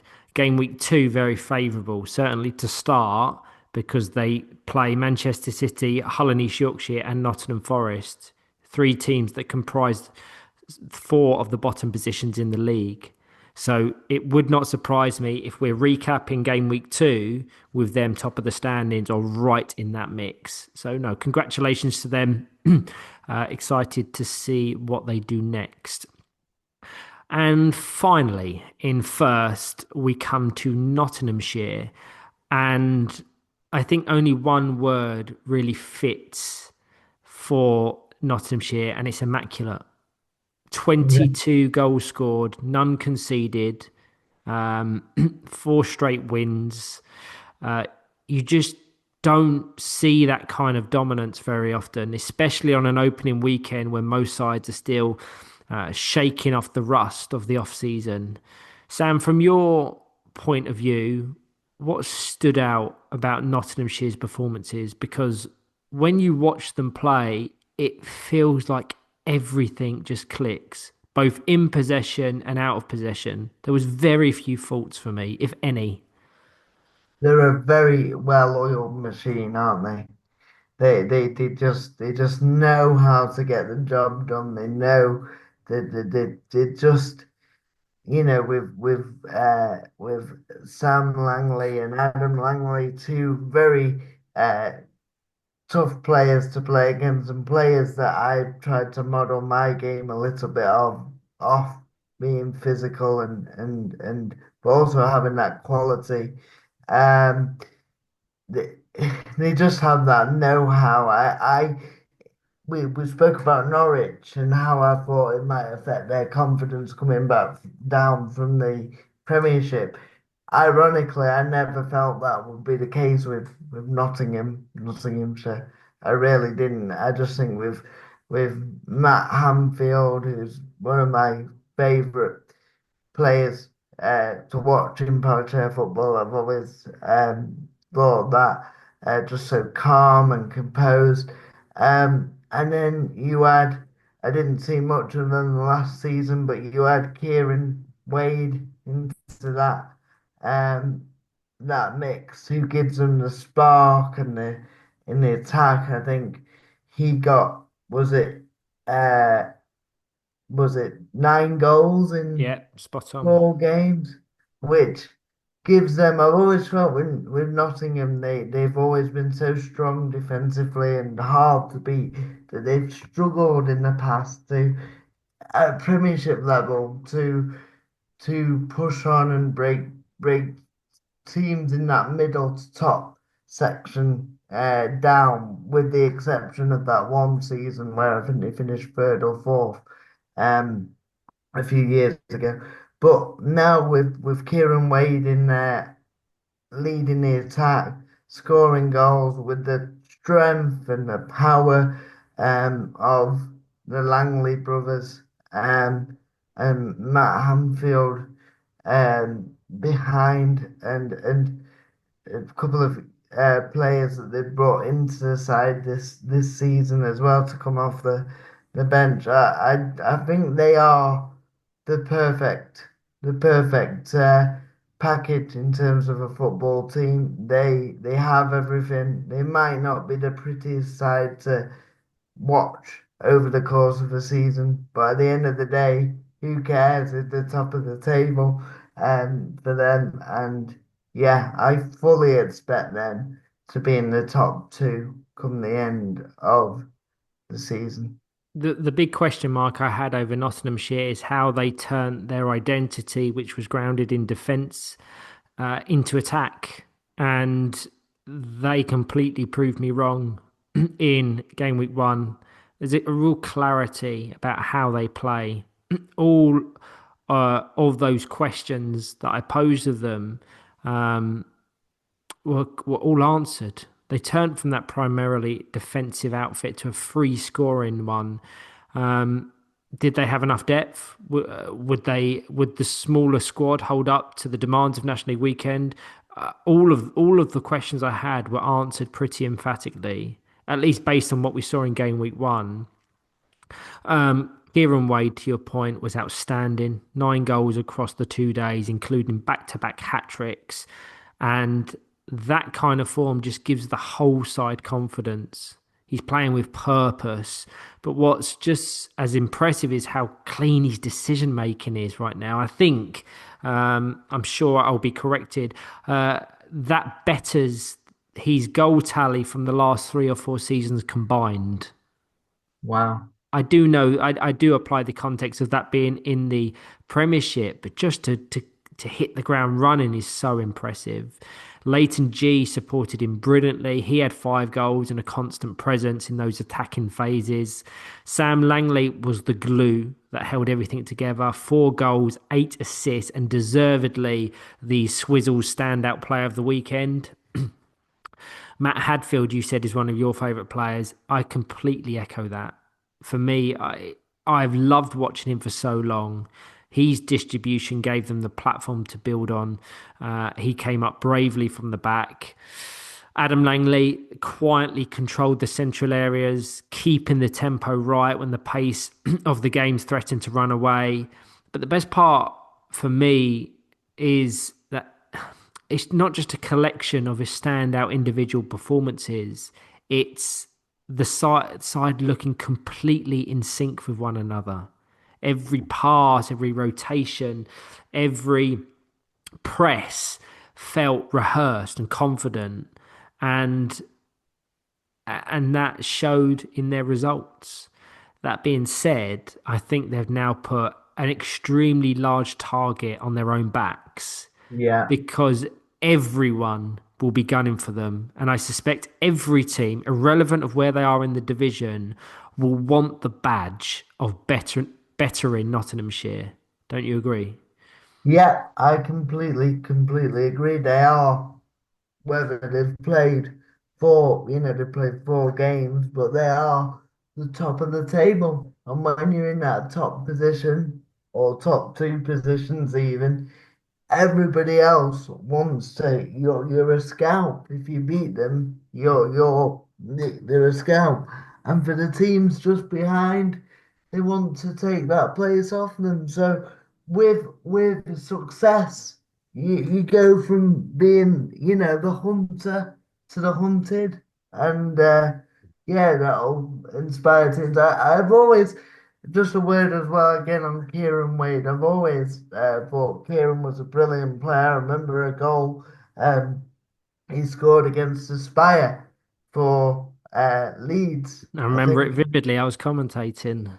yes, and a 1-0 victory. So there's a player that can rise to the big occasion, and it adds some much needed spark um to their solid foundation. So yeah, Nottingham are gonna have the Nottinghamshire, sorry, are gonna have the target on the back, but you'd tell you what, you'd rather have that than be chasing, because they're in a great position, and yeah, I thought, like I said, whether they'll win the league, in my opinion, they're favourites to win the league, um, but even if they don't, I think they'll still go up. So Y- yeah, Yeah, I mean, if this is simply their baseline, if this is what they can produce consistently, then we might be watching one of the most complete championship campaigns in recent memory. From minute 1 to minute 40, they looked like a Premiership side playing in the Championship. So if they keep that consistency, they will be a Premiership side in 26-27. So a huge congratulations to them. Just one thing quickly, because I've got the table up here. We've obviously been speaking for a couple of hours now. Across every team pretty much, we've spoke about how important the goalkeeper is in team success and building a foundation on a competent defensive player. In Nottinghamshire's case, it's Matt Hadfield. But if you go down the table and you list players like Sam Turner, Hannah Murgatroyd, Laura Evans, Isaac Murray, Jack Humphreys, Jake Hudson, the list goes on and on. These players are absolutely central to their team's success. And I know being a goalkeeper in the past has had a lot of negative connotations, and typically you just put your least proficient player there as somewhat of an obstacle. Now that narrative has shifted completely, where you've almost got your best player there because of the points you were raising earlier, Sam, of being able to see everything, dictate everything, communicate your messages, because you are afforded an angle and a viewpoint that none of the other players have. And I just love that we've got to a stage now within this sport that the keepers are given their props because they deserve them so much. And if you're a young aspiring player, opt to be a goalkeeper because you can be the most important player in your team. yeah, it's absolutely wonderful to see how the goalkeeping role has developed. And at the end of the day, we only have 4 aside. So if you can have 4 players involved, then that's going to give you a better chance of winning football matches than three. But I think it's a credit to England as a country how throughout all levels of football we have Powerchair football, we have shifted away from this idea that your goalie is the least proficient player or they're a stopgap or that's gone. That's gone. Certainly in this country, and it's so refreshing to see, and it's brilliant because yeah, there's such an asset to the side, and still we have the stigma of people come to training and new players and don't want to play in goal.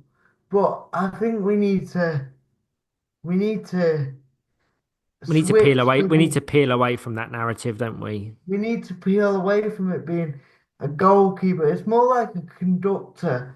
The goalkeeper in a lot of these teams is like the conductor of the Conductor and orchestra. anchor, Sam. Conductor and anchor, the two terms that we've used across this episode.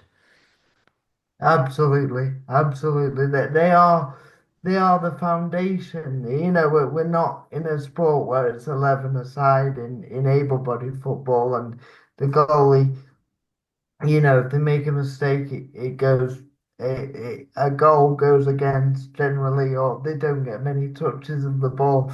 It's the opposite. And in thinking power chair football as well, Ryan, it's so important to go back, to go forwards. Yeah. So to move the ball around and be confident enough to knock the ball back, to recycle the ball. A little bit as they do in rugby because they can't pass it forward, sideways, and backwards. And I see that similarity in power chair football. And the goalkeeper is so important to that. So, yeah, the brilliant and the evolution, a massive credit to Chris Gordon because I think He's the he pioneer, isn't he? he has shown what can be done. And of course, we can't all be a Chris Gordon. He's an exceptional talent. But in the way that teams play now, even at regional level, you can see elements of his influence all over our sport. The same with John Balding for centre players, but just sticking on goalkeepers, his imprints are all over our sport from a goalkeeping perspective, and it's wonderful. It really is. And has pioneered that position and that role, not just for other English teams to look to, but other teams around the world. I think they are envious of our four-out system.